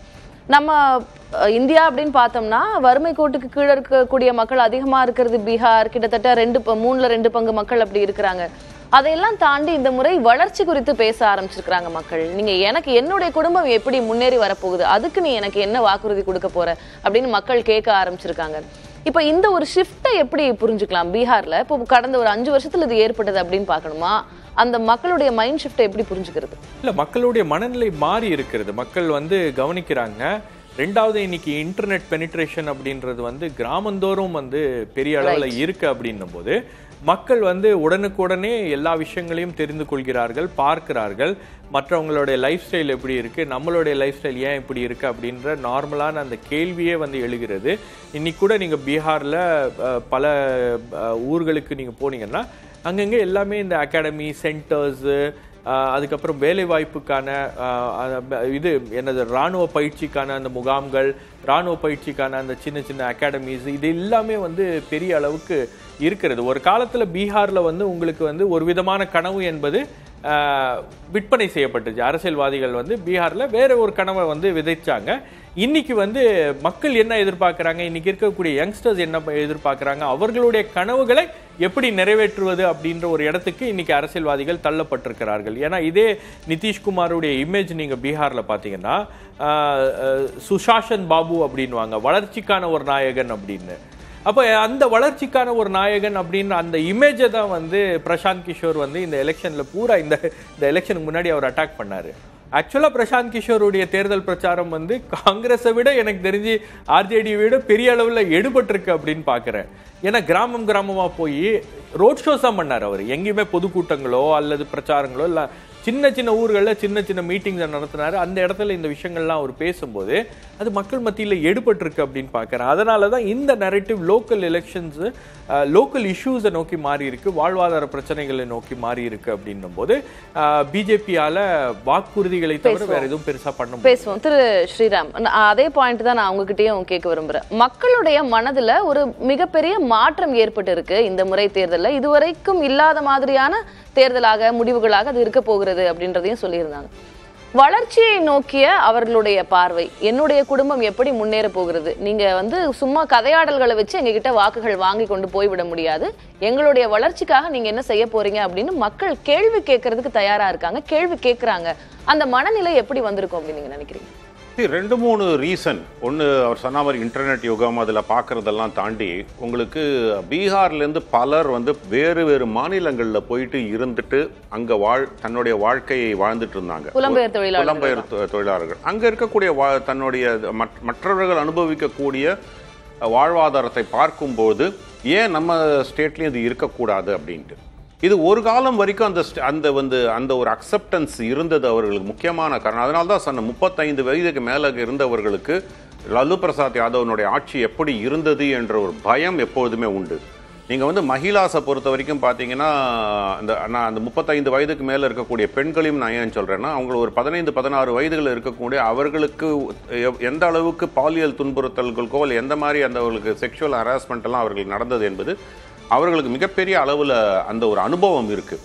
இப்போ அவர்கள் எல்லாருமே வந்து என்ன சொல்கிறாங்க, எனக்கு டெவலப்மெண்ட் வேணும், அட் த சேம் டைம் எனக்கு ஒரு சேஃப் டெவலப்மெண்ட் வேணும். அதாவது அவர்களுக்கு வந்து அந்த திருப்பி தேஜஸ்வி யாதவ் மேலே இருக்கக்கூடிய நம்பிக்கை இன்னும் பெருமளவில் அது மாறவில்லை, அந்த ஒரு டெவலப்மெண்ட். ஆனால் தேஜஸ்வி யாதவ் கரெக்டான கட்டமைப்பை எடுத்துக்கொண்டு சென்றார். பிரசாந்த் கிஷோர் ஆக்சுவலி ரொம்ப மிகப்பெரிய அளவில் உதவி பண்ணார்னு ஷபீர் சொன்ன மாதிரி. ஆனால் தேஜஸ்வி யாதவ் அதை வந்து ஒரு மிகப்பெரிய ஒரு மாஸ் மூமெண்ட்டாக எடுத்துகிட்டு போனார். ஆனால் தேஜஸ்வி யாதவ் மேலே அந்த அளவுக்கு பெரிய அளவில் நம்பிக்கை இருக்கான்னு கேட்டாங்கன்னா அவர்களுக்கு பெரிய இல்லை. ஏன்னா தேஜஸ்வி யாதவனுடைய பிரதர் பற்றின ஒரு பிரச்சனைகள் அவர் அந்த குடும்பத்திலேயே வந்து லாலு பிரசாத் தேஜஸ்வி யாதவனுடைய பிரதர் மேலே இருக்கக்கூடிய பல இந்த ஆக்டிவிட்டீஸ் எல்லாம் அந்த குடும்பத்து மேலே இருக்கக்கூடிய நம்பிக்கையே அவர்களுக்கு மிகப்பெரிய அளவில் இல்லை. அதனால் நிதிஷ்குமார் பெட்டர் ஆப்ஷன் அப்படின்ட்டு. ஸோ அதனால் கண்டிப்பாக இது வந்து டெவலப்மெண்ட்டை நோக்கி பீகார் செல்ல வேண்டும் என்ற மக்கள் மனநிலை பல காலமாக இருந்தது. ஏன்னா அவர்கள் புலம்பெயர்ந்து வந்து இங்கேருந்து பார்த்து அங்கே போய் சொல்லும்போது நாங்கள் அங்கே அந்த ஊரில் இங்கே புலம்பெயர்ந்து வரவர்கள் அப்படியே எல்லா வாழ்வாதாரத்தையும் அனுபவிச்சதில்லை. இருந்தாலும் அவன் மற்றவர்களை பார்க்கும்போது அவங்கெல்லாம் இதை அனுபவிக்கும் போது நாம் ஏன் அனுபவிக்க கூடாது? அவங்களுடைய பிற மாநிலங்கள்ல இருக்கக்கூடியவங்களுடைய லைஃப் ஸ்டைல் இப்படி இருக்கு, மாறி இருக்கு, நம்ம அப்படி இல்லையே அப்படின்ற அந்த கண்டிப்பா அது ஒரு ஷபீர் பதில் சொல்ல விரும்பினார். இல்ல அது கரெக்ட் தான். ஆக்சுவலா அவங்க மற்ற மாநிலங்களுக்கு போய் பார்க்குறாங்க. மற்ற மாநிலங்கள்ல கல்வி, வேலை வாய்ப்பு, இந்த அடிப்படை ஆதாரங்கள்லாம் இருக்கு இல்லையா, ஒரு மனிதனுக்கு தேவையான மற்ற மாநிலங்கள்ல நீங்க ஹிந்தி ஹார்ட்வெல் சொல்றீங்களா? இல்ல சவுத்ல தான் வராங்க, அவுட் சைட் தான். நீங்க சவுத்ல வந்து அவங்க பாக்குறாங்க. இப்ப கேரளாவில் வேலை செய்கின்ற பீகாரிஸ் அவங்க ஊருக்கு போகும்போது அந்த கேரளா மாடல்லையே வீடுகளை கட்டி இருக்கிறார்கள் அப்படின்லாம் வந்து ரிப்போர்ட்ஸ் வருது. அதெல்லாம் நம்ம வந்து ரிப்போர்ட் பண்ணியிருக்காங்க. ஸோ அவங்க இன்ஸ்பயர் ஆகுறாங்க ஏதோ ஒரு வகையில். அவங்களோட சவுத் சைடில் எப்படி அவங்களுடைய லைஃப் இருக்குது, எப்படி அவங்களுடைய வாழ்வாதாரம் இருக்கிறது அப்படின்றலாம் இன்ஸ்பயர் ஆகுறாங்க. இந்த விஷயங்கள்லாம் அவங்க போய் அங்கே ஊருக்கு போகும்போது சொல்கிறாங்க, பேசுகிறாங்க. அது விவாதத்துக்குள்ளாகுது. ரெண்டாவது இன்னைக்கு அதான் சொன்னேன்ல, நான் ஏற்கனவே சொன்ன மாதிரி உங்களுக்கு எல்லாமே வந்து இந்த கையில் இருக்கக்கூடிய மொபைல் ஃபோனில் உங்களுக்கு உலகமே தெரியுது அவங்க கண் முன்ன அப்படின்னும் போது நம்ம ஊர் மட்டும் ஏன் இப்படி இருக்கு, நம்ம மாநிலம் மட்டும் ஏன் இப்படி இருக்கு அப்படின்ற அந்த அடிப்படை கேள்வியை ரொம்ப ஆணித்தரமாக எந்த அரசியல் கட்சியும் வந்து விதைக்கவில்லை. எந்த அரசியல் கட்சியும் அதை கேட்கல. ஜன்ஸ்வராஜ் மாதிரி ஒரு கட்சி புதிதாக வரும்போது அந்த கேள்விகளை எழுப்பும் போது அந்த கேள்விகளில் இருக்கக்கூடிய நியாயத்தை புரிஞ்சுக்கிறாங்க. ஆனால் அந்த கேள்விகளுக்கெல்லாம் பதில் இப்ப இருக்கக்கூடிய நம்ம அரசியல்வாதிகளா அப்படின்ற அந்த கொஸ்டினுக்கு தான் இன்னைக்கு மக்கள் என்ன பதில் அளிக்க போறாங்க அப்படின்றத பார்க்கணும். ஏன்னா இன்னைக்கு இந்த தேர்தல் முடிவுகள்ல உங்களுக்கு தேஜஸ்வி யாதவுக்கு இருக்கக்கூடிய மிகப்பெரிய சேலஞ்ச் என்னன்னா, இன்டர்னலி கட்சியை அவர் கண்ட்ரோல்ல வைக்கணும். ஏன்னா 2020 தேஜஸ்வி யாதவ் வந்து ஒரு ரொம்ப ரிலேட்டிவ்லி ஒரு யங் பர்சன். அவருக்கு அனுபவம் இருக்கிறதா இல்லையா, நிதிஷ்குமார் ஒரு பக்கம், தேஜஸ்வி ஒரு பக்கம் அப்படின்னும் போது அனுபவம் வாய்ந்தவர்கள் தான் வந்து நாட்டை ஆள வேண்டும் அப்படின்ற அந்த கருத்தெல்லாம் இருந்துச்சு. இன்னைக்கு அவர் வந்து கட்சியை தன் கட்டுப்பாட்டில் வைக்க வேண்டிய ஒரு கட்டாயமும் அவருக்கு இருக்கிறது. ஏன்னா அவருடைய தேஜ் பிரதாப்புடன் இருக்கக்கூடிய அந்த சண்டை, தேஜ் பிரதாப் வந்து நேர் எதிராக களத்தில் நிற்கிறாரு. இவரை வந்து இவருடைய ரெப்புடேஷனை டேமேஜ் பண்றாரு. இன்னொரு பக்கம் பாத்தீங்கன்னா உங்களுக்கு பிஜேபி வந்து கடந்த முறை பண்ண தவறுகளை இந்த எலெக்ஷன்ல திருத்தி இருக்கிறது.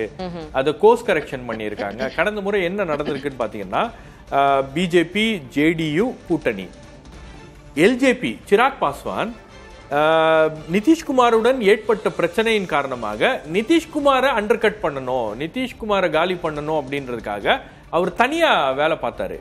அதன் மூலமாக உங்களுக்கு வந்து நிதிஷ்குமாருக்கு பெரிய அளவுக்கு ஒரு தாக்கம், அதுல ஒரு பெரிய அளவுக்கு ஒரு செட்பேக் அப்படின்றது ஏற்பட்டுச்சு.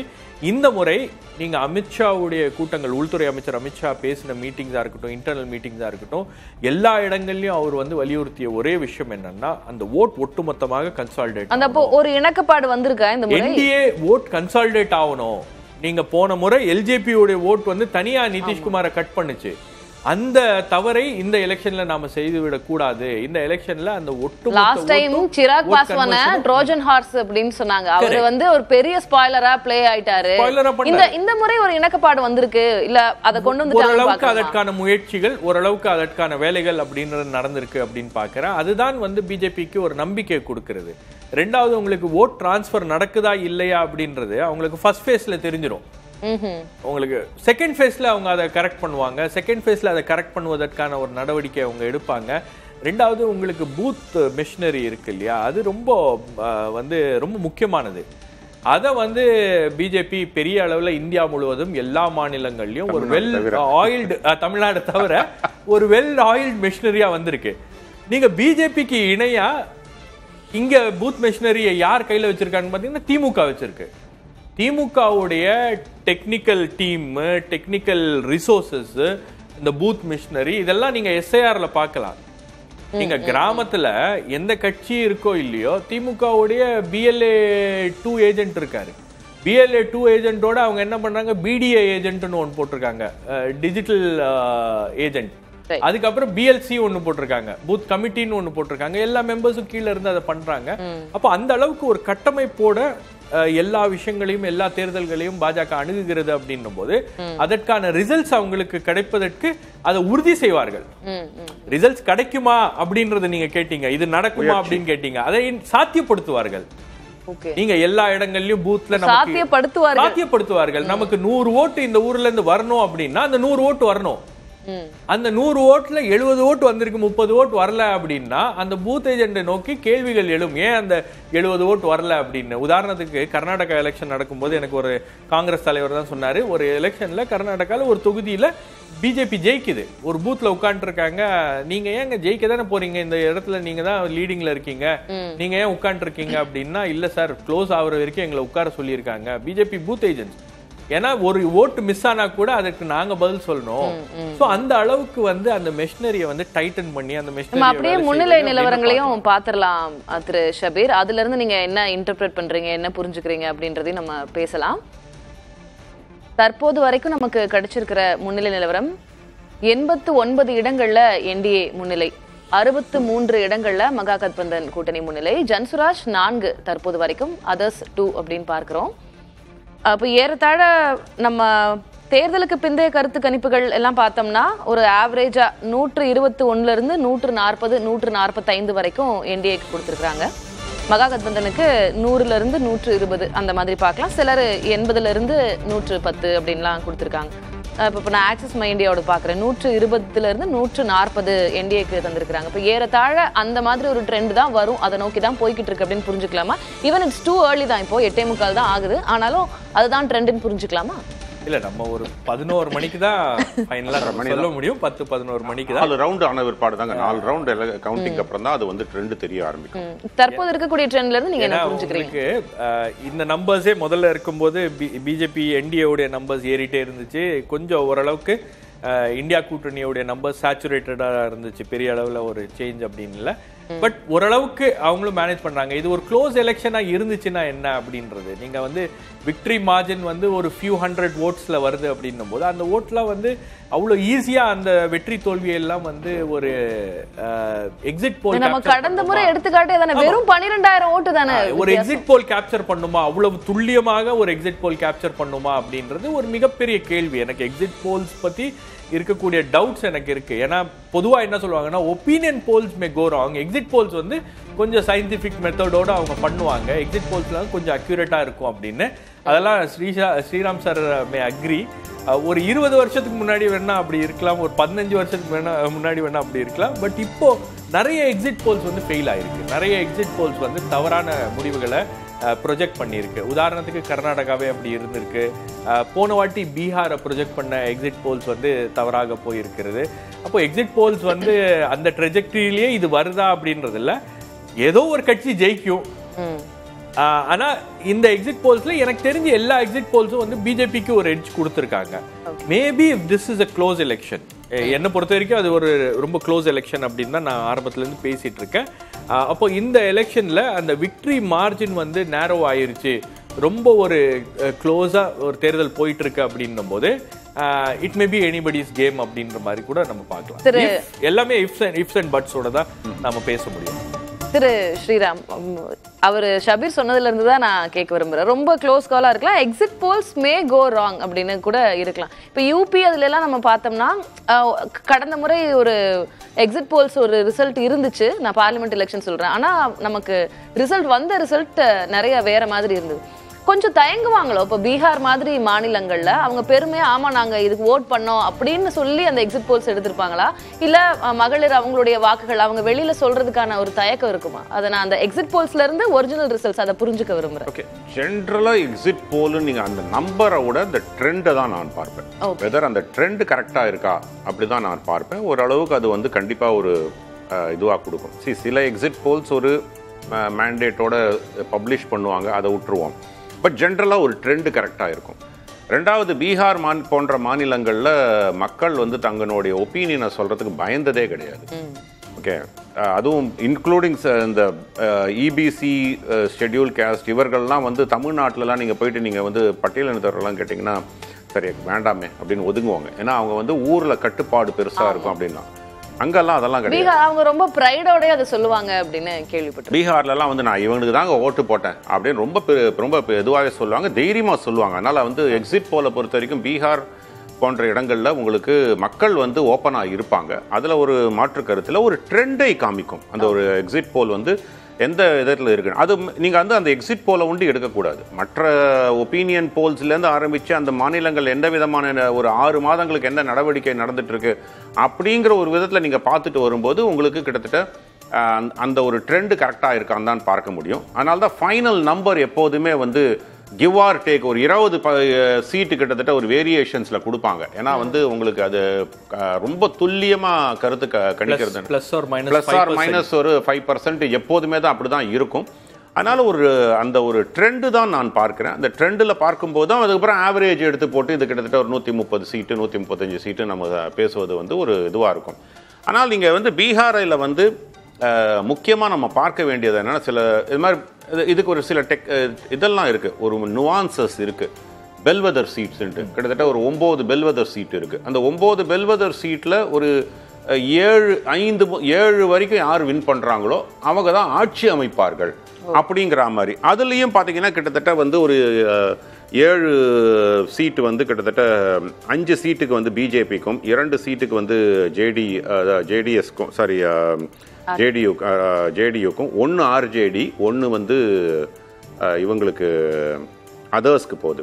இதில் முக்கியமாக இன்னொன்று கவனிக்கணும்னா நீங்கள் வந்து சிராக் பாஸ்வானை பற்றி நீங்கள் வந்து ஷபீர்கிட்ட பேசும்போது பேசினீங்க.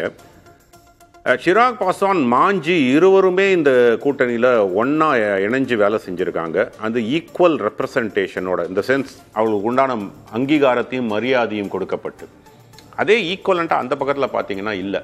அந்த இணக்கப்பாடு இல்லை. ஆர்ஜேடியை தவிர மீதி யாருமே வந்து வேகமாக ஓடவில்லைன்னு தான் பார்க்குறேன். இன்னொன்று என்னென்னா நீங்கள் வந்து ஓவைசியினுடைய கட்சி போன முறையே வந்து கிட்டத்தட்ட ஒரு 12 சீட்டில் வந்து நமக்கு 3 பேர் தான். இப்போ கேம் சேஞ்சஸ் பார்த்தோன்னா சிராக் பாஸ்வான், ஓவைசி, பிரசாந்த் கிஷோர் 3 பேர் இந்த முறை ப்ளே பண்ணியிருக்காங்களா? யாருடைய ரோல் அதிகம் இதில்? மெஜாரிட்டி அது நான் அதான் சொல்ல வரேன். இந்த இது நீங்கள் பார்த்தீங்க சீமாஞ்சல் ஏரியாலெல்லாம் பார்த்தீங்கன்னா கிட்டத்தட்ட 48 முதல் 60% இஸ்லாமிய வாக்குகள் இருக்கும்போது ஓவைசி அங்கே போயிட்டு கிட்டத்தட்ட ஒரு 15-20% எடுத்தாருன்னு வச்சுக்கோங்க. அண்ட் ஆப்போசிஷன் அப்படியே ரிவர்ஸ் கன்சாலிடேஷன் ஆகுது. அந்த போலரைசேஷன் ஆகும்பொழுது அங்கே தான் அதனால தான் வந்து முஸ்லீம் வாக்காளர்கள் 20% மேலே இருக்கக்கூடிய கான்ஸ்டிடியூவன்சியில் என்டிஏனுடைய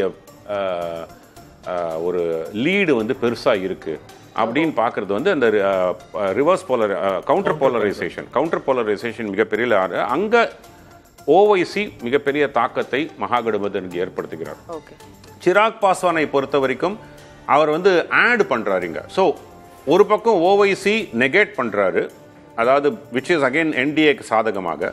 என்டிஏக்கு திருப்பி மறுபடியும் சாதகமாக இங்கே வந்து இந்த தலித் வாக்குகளுக்கு பொறுத்த வரைக்கும் சிராக் பாஸ்வான் இங்கே ஆட் பண்ணுறாரு. ஸோ உங்களுக்கு ப்ளஸ் அண்ட் ப்ளஸ் இது minus and minus plus and Prashant கிஷோர்னுடைய இது நம்ம பார்க்கணும். அது வந்து ஜென்ரலாக என்டிஏக்கு ஓட்டுகளை தான் ஒரு பிரிப்பதாக தான் ஓரளவுக்கு டேட்டாலாம் வந்தது. அது அந்த 4% 5% ஓட்டில் வந்து ஈவன் அது ஒரு 1% 2% வந்து ஆர்ஜேடியினுடைய மகாகடபந்தன் ஓட்டை எடுத்திருந்தார்னா அது ஒன்ஸ் அகேன் சாதகமாக தான் இருக்கும். ஆனால் ப்ரெடாமினண்ட்டாக அவர் வந்து என்டிஏக்கு அகெயின்ஸ்டாக தான் அவருடைய பிரச்சாரங்கள்லாம் இருந்திருக்கு. ஏன்னா 20 வருஷம் ஆட்சி நிதிஷ்குமாரனுடைய ஆட்சி, அங்கே அதில் கேட்கப்பட்ட இவர் வைத்த வாதங்கள் அனைத்துமே கிட்டத்தட்ட பார்த்தீங்கன்னா உங்களுக்கு நிதிஷ்குமாரனுடைய ஆட்சியே கேள்விக்குறியாக தான் ஆக்கியிருக்கார். அதனால பிரசாந்த் கிஷோர் வந்து என்டிஏனுடைய வாக்குகளை தான் மிகப்பெரிய அளவில் பிளந்திருப்பான்னு தான் பார்க்கிறேன். திரு ஷபீர், உங்களுக்கும் அந்த கேள்விதான். 3 game changers are spoilers weekend ஆட்டக்குலைப்பர்கள்னு சொல்லலாம். சிராக் பாஸ்வான், ஓவைசி, பிரசாந்த் கிஷோர் இவங்களுடைய தாக்கம் என்னவாக இருக்கும்? திரு ஸ்ரீராம் அவர்கள் சொல்வது சிராக் பாஸ்வான், ஓவைசி என்டிஏ கூட்டணிக்கு கொஞ்சம் ஆதரவாக தான் அவங்களுடைய ஓட்டு இருந்திருக்கும். பிரசாந்த் கிஷோர் எடுக்கக்கூடிய வாக்குகள் தான் தெரியல. என்டிஏவா மகாகட்பந்தனுக்கா யாருக்கு லாபம் அப்படின்னு தெரியல. என்னை பொறுத்த வரைக்கும் கடந்த முறை சிராக் பாஸ்வான் பிளேட் ஸ்பாயிலர். கடந்த முறை வந்து நிதிஷ்குமாருக்கு ஒரு பெரிய அடி அப்படின்னா அது சிராக் பாஸ்வான் கிட்டத்தட்ட 36 இடங்கள்ல பிரச்சனை வந்தது. 36 இடங்கள். இப்போ என்னன்னா தமிழ்நாட்டுல நம்ம அதை இது பண்ணோம்னா ஏடிஎம்கேக்கு எப்படி டிடிவி டேமேஜ் பண்ணாரு உங்களுக்கு சவுத் சைட்ல, அந்த மாதிரி ஒரு தாக்கத்தை சிராக் பாஸ்வான் ஏற்படுத்தியார். அப்போ அந்த தவறை இந்த எலெக்ஷன்ல மீண்டும் வந்து ஏற்பட்டு விடக்கூடாது, அந்த இடத்துல அதை சரியா மேனேஜ் பண்ணோம் அப்படின்றதுல பிஜேபி ரொம்ப கவனமா இருந்தாங்க. அப்போ அந்த ஓட் கன்சாலிடேஷனை வந்து என்ஷோர் பண்ணணும் அப்படின்றது அவங்களுடைய பிரதான நோக்கமாக இருந்துச்சு. அதை இந்த எலெக்ஷன்ல சாத்தியப்படுத்தி இருக்கிறார்கள் அப்படின்னு பார்க்கிறேன். இந்த எலெக்ஷன்ல அதை கரெக்டா ஹேண்டில் பண்ணி அதை வந்து என்டிஏக்கு சாதகமாக வருவதற்கான ஏற்பாடுகளை செஞ்சிருக்காங்க. லாஸ்ட் எலெக்ஷன்ல இருந்த பிரச்சனையை இந்த எலெக்ஷன்ல அதை சரி பண்ணியிருக்காங்க. இந்த ஏன்னா லாஸ்ட் எலெக்ஷன்ல அவங்க எலெக்ஷன் எடுத்து அனலைஸ் பண்ணும்போது ஏன் நம்ம இந்த இடத்துல பேடா பெர்ஃபார்ம் பண்ணியிருக்கோம் அப்படின்னா இதுதான் காரணம் அப்படின்னா அந்த காரணத்தை அவர்கள் சரி பண்ணியிருக்காங்க. ஒவேசி உடைய தாக்கம் அப்படின்றது பாத்தீங்கன்னா நீங்க கடந்த தேர்தலில் one thing that stood out அப்படின்னா எல்லா தேர்தல் முடிவுகள் ஈவன் இஸ்லாமிய இயக்கங்கள் கம்யூனிட்டிஸ் மத்தியிலேயே ஒவேசி வந்து பெரிய அளவில் பிஜேபிக்கு ஹெல்ப் பண்ணியிருக்காரு. நம்ம ஒவேசி வந்து இஸ்லாமியர்களுடைய வாக்குகளை பிரித்ததன் விளைவு அந்த மகாகட்பந்தன் அதாவது தேஜஸ்வி யாதவுக்கு போக வேண்டிய வாக்குகள் போல அந்த யாதவ் முஸ்லீம் கன்சாலிடேஷன் சொன்ன மாதிரி ஒரு 40% இருக்கு. உங்களுக்கு அந்த சீமாஞ்சல் ஏரியாலாம் பெரிய அளவுக்கு ஒரு தாக்கத்தை ஏற்படுத்துற அளவுக்கு அவங்களுடைய வாக்கு சதவீதம் இருக்கு அப்படின்னும் போது அது ஸ்பிளிட் ஆயிருக்கு அப்படின்னும் போது அது என்டிஏக்கு சாதகமாக போயிருச்சு அப்படின்னும் போது 2024 தேர்தலில் ரொம்ப கால்குலேட்டடா ரொம்ப கோஆர்டினேட்டடா ஒரு எஃபர்ட் எடுத்து ஒவேசிக்கு யாரும் ஓட்டு போடாதீங்க, நீங்க வாக்களிக்க வேண்டியது பிஜேபியை வீழ்த்த வேண்டும் அப்படின்னா நாம யாருக்கு வாக்களிக்கணும் அப்படின்ற அளவில் அவங்க வந்து ஸ்ட்ராட்டஜைஸ் பண்ணி பிரச்சாரங்களை பண்ணி அந்த வாக்குகளை எடுத்தாங்க. அதே ட்ரெண்ட் இந்த எலெக்ஷன்லயும் ஃபாலோ ஆகும் அப்படின்னு பார்க்குறேன். ஒரு சில இடங்கள்ல அந்த கேண்டிடேட்டுடைய ஃபேஸை பார்த்து மக்கள் வாக்களிக்க வாய்ப்பு இருக்கு. பட் பெரிய அளவில் ஓஏசி வந்து இந்த எலெக்ஷன்ல வாக்குகளை பிரிப்பார். ஏன்னா இப்போ இருக்கக்கூடிய இந்த சூழல்ல இஸ்லாமிய சமுதாயமும் புரிந்து கொள்கிறது. ஏன்னா உங்களுக்கு வந்து பிஜேபியை வீழ்த்த வேண்டும் அப்படின்னா நாம வந்து கன்சாலிடேட்டடா நாம வந்து ஒன்னா இருந்து ஒரு கூட்டணிக்கு வாக்களித்தால் தான் அதை சாத்தியப்படுத்த முடியும் அப்படின்னும் போது பிஜேபியை வீழ்த்த முடியும் அப்படின்னும் போது நம்மளுடைய வாக்குகளை பிரிவதில் அர்த்தம் இல்லை அப்படின்றது அவங்க புரிந்து கொள்கிறார்கள். அந்த பிரச்சாரம் என்பது அங்க கள அளவில் மேற்கொள்ளப்பட்டிருக்கிறது. அப்போ 2024 நாம பார்த்த அதே ட்ரெண்ட் இந்த எலெக்ஷன்லயும் ஃபாலோ ஆகும் அப்படின்னு பார்க்கிறேன். பட் ஜன்ஸ்வராஜ் கட்சியுடைய வாக்குகள் ஜன்ஸ்வராஜ் எவ்வளவு வாக்குகளை பிரிக்கிறாரோ அவ்வளவும் அது வந்து it can go either ways. ஒரு தொகுதியில் நான் ஏற்கனவே சொன்னது போல எஸ்ஐஆர்ல கிட்டத்தட்ட ஒரு 10,000 வாக்கு ஒரு தொகுதியில் போகுதுன்னு வச்சுக்கோங்களேன். ஜன்ஸ்வராஜ் அனதர் 3,000 ஒரு 4,000 வாக்குகளை வந்து அவங்க பிரிக்கிறாங்க அப்படின்னும் போது அந்த வெற்றிக்கும் தோல்விக்குமான அந்த மார்ஜினை வந்து அவர் ரொம்ப நேரோ பண்ணிடுறாரு. It can be anybody's game. நீங்க 2024 என்ன வெளியில போன வாக்குகளும் யாருக்கான வாக்குகள் நம்மளால கணிக்க முடியாது. பிரசாந்த் கிஷோர் பிரிச்ச வாக்குகளும் எந்த வாக்குகளும் பிரசாந்த் கிஷோர் ஒரு விஷயம் அவருடைய கேம்பெயின்ல என்ன பண்ணியிருக்காருன்னா இந்த நிதிஷ்குமாருடைய இமேஜை வந்து அவர் டார்கெட் பண்ணியிருக்காரு. நிதிஷ்குமார் வந்து அவருக்கு வயசாயிருச்சு, அவருடைய நடவடிக்கைகள்லாம் வந்து ஒரு மாதிரி இருக்கு. திடீர்னு பிரதமர் உட்கார்ந்து இருக்கும் போது அவர் போய் பிரதமர் கையை பிடிச்சிக்கிட்டு இப்படி பாக்குறாரு. பிரதமரே ஆச்சரியப்படுற அளவுக்கு என்ன நடக்குது அப்படின்ற அளவுக்குலாம் வந்து அவருடைய செயல்பாடுகள் இருக்கு அப்படின்னும் போது பட் ஒரு விஷயம் அதாவது அந்த வளர்ச்சி நாயகன் அப்படின்னு நிதிஷ்குமாரை சுத்தி ஒரு பிம்பம் என்பது கட்டமைக்கப்பட்டிருக்கு இல்லையா, அதை வந்து பிரசாந்த் கிஷோர் தொடர்ந்து அவருடைய கேம்பெயின்ல உடைச்சிருக்காரு. அப்போ Bihar needs new leaders, Bihar needs new faces. பீகாருக்கு புதிய தலைவர்கள் தேவை, பீகாருக்கு புதிய பாதை அப்படின்றது தேவை, புதிய பார்வை அப்படின்றது தேவை அப்படின்னு அந்த பிரச்சாரத்தின் மூலமாக அதே பாணியான பிரச்சாரம் தான் வந்து தேஜஸ்வி யாதவும் பண்றாரு. அதனாலதான் இளைஞர்கள் அவர் பக்கம் வந்து ஈர்க்கப்பட்டிருக்கிறார்கள் அப்படின்னு நான் பாக்குறேன். சோ அப்போ இந்த இடத்துல வந்து இந்த ஜன்ஸ்வராஜ் பிரிக்கின்ற ஒவ்வொரு வாக்குகளும் என்டிஏவை பாதிக்கின்ற வாக்குகளாக இருக்கிறது அப்படின்னு பாக்குறேன். ஏன்னா இன்னொரு விஷயம் என்னன்னா அவருக்கு பர்சனலா என்டிஏவோட ஒரு பிரச்சனை இருக்கு.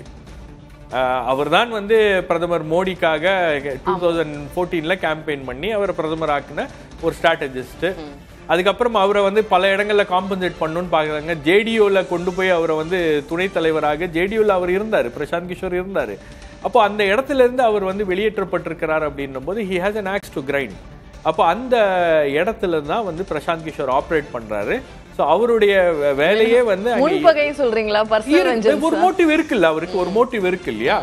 இன்னைக்கு ஆதவ அர்ஜுனாக்கு எப்படி திமுகவோட இருந்த ஒரு மோட்டிவ் இருக்கும், அதே மாதிரி நமக்கு இங்க தமிழ்நாட்டிலே அந்த உதாரணங்கள் இருக்கு அப்படின்றதுனால நான் அதை சொல்றேன். அப்ப அந்த மாதிரி ஒரு மோட்டிவோட தான் அவர் அங்க ஒர்க் பண்றாரு. இன்ஃபேக்ட் அவர் சேலஞ்ச் பண்றாரு, பிஜேபியால இவ்வளவு சீட் எடுக்க முடியாது அப்படின்னு சேலஞ்ச் பண்றாரு. பட் எங்க Prashant Kishor lost the momentum அப்படின்னு பாத்தீங்கன்னா, அவரு நான் இந்த தேர்தலில் போட்டியிட மாட்டேன் அப்படின்னு அவர் அறிவிச்சார் இல்லையா, அந்த இடத்துல ஹி லாஸ்ட் த மொமெண்டம். அப்போ அந்த இடத்துல அவர் அந்த மொமெண்டத்தை லூஸ் பண்றாரு அப்படின்னும் போது இது என்ன மாதிரியான ஒரு தாக்கத்தை ஏற்படுத்தும்? அந்த லாஸ்ட் மினிட்ல அந்த மக்களுடைய மைண்டை சேஞ்ச் பண்றாங்களா, இளைஞர்களுடைய மைண்டை சேஞ்ச் பண்ணக்கூடிய ஒரு நடவடிக்கையாக அது இருக்கிறது. நீங்க அப்படியே ஒரு பில்டப்பை கொடுத்துட்டு ஒரு மொமெண்டத்தை கிரியேட் பண்ணிட்டு அப்படியே எலெக்ஷன் சமயத்துல நான் வந்து போட்டியிட மாட்டேன் அப்படின்னா, அப்ப இவர் யாருக்காக பேட்டிங் பண்றாரு அப்படின்ற அந்த கேள்விகளும் அந்த சந்தேகங்களும் வந்து கூடுதலாக அவர் மீது அவரை நோக்கி எழுப்பப்பட்டிருக்கு அப்படின்னு நான் பாக்குறேன். ஒரு முக்கியமான கேள்வி திரு ஸ்ரீராம், தனியா பிஜேபி பீகார்ல தனிப்பெரும்பான்மையோட ஆட்சி அமைக்கணும் அப்படின்றதா ஹிந்தி ஹாட்லாண்ட்ல அவங்களுடைய நோக்கமா இருக்கு. ஆனா இப்ப வரைக்கும் கூட்டணி ஆட்சி தான் அவங்களுக்கு அமைய பெற்றிருக்கு. அந்த வகையில உத்தரப்பிரதேஷ் ஆகட்டும், மத்திய பிரதேஷ், ராஜஸ்தான், ஹரியானா, இதே மாதிரி பீகார்லயும் நம்ம கிளை பரப்பி வேர் பரப்பி இருக்கணும் அப்படின்றது பாரதிய ஜனதாவினுடைய ஒரு ஆசையா இருக்கு. இப்போ அதை நோக்கி தான் அவங்களுடைய ஒவ்வொரு கட்ட நகர்வும் இருக்கிறதா? எனி டைம் சூனர் அது நடைபெறக்கூடிய வாய்ப்பு இருக்கிறதா? இல்ல தேஜஸ்வி வந்து ஒரு பெரிய ஹேர்டலா இருப்பாரா அந்த இடத்துல? ஐ திங்க் இந்த கேள்வி எப்படின்னா ஒரு ஃபியூச்சரிஸ்டிக் கேள்வி. நிதிஷ்குமாருக்கு பிறகு ஜேடியு என்ன ஆகும், அதுல தான் அந்த ஆன்சர் இருக்கு. நிதிஷ்குமாருக்கு பிறகு ஜேடியூல வந்து மிகப்பெரிய தலைவர்னு சொல்லக்கூடிய அளவில் யாருமே இல்லைன்னும் போது அந்த பிஜேபி அண்ட் ஜேடியூனுடைய மர்ஜர் ஒரு சாத்தியமாகும், அந்த ஒரு இதுவாகும். எப்படி நீங்க வந்து இப்போ ஒடிசால பிஜு ஜனதா தள்ல வந்து நவீன் பட்நாயக் அப்புறம் தலைவர்னு சொல்லக்கூடிய அளவு, அதாவது ஒரு அந்த கரிஸ்மேட்டிக் தலைவர் யாரும் இல்லையோ, அப்போ நாகும் அது பிஜேபி அங்க வந்து அந்த வாய்டை ஃபில் பண்ண. நான் அதான் என்ன சொல்வேன்னா, பிஜேபி இன்னைக்கு பண்ற எலெக்ஷன் ஒர்க்கோ இன்னைக்கு பண்ற கள வேலைகள் எதுவோ இன்னைக்கானது கிடையாது, இன்னொரு 10-20 வருஷத்துக்கு ஆனது அப்படின்னு தான் நம்ம புரிஞ்சுக்கணும். எப்போதுமே அப்படிதாங்க. அதுதானா பீகார்ல பிஜேபி எப்போதுமே நீங்க பாத்தீங்கன்னா அத்வானி அவர்கள், வாஜ்பாயும் அத்வானி அவர்களும் வேறு விதை விட்டது இப்போ வந்து பெனிஃபிட் கொடுத்துட்டு இருக்குன்னு பாக்குற மாதிரி தான். அது ஒரு லாங் டேர்ம் கேமா தான் பாக்குறாங்க. பிளஸ் நிதிஷ்குமார் மேல இருக்கக்கூடிய மரியாதை பிரதமருக்கு, ஏன்னா இது வரைக்கும் 3 தடவை வெளில போயிட்டு வந்திருக்காரு.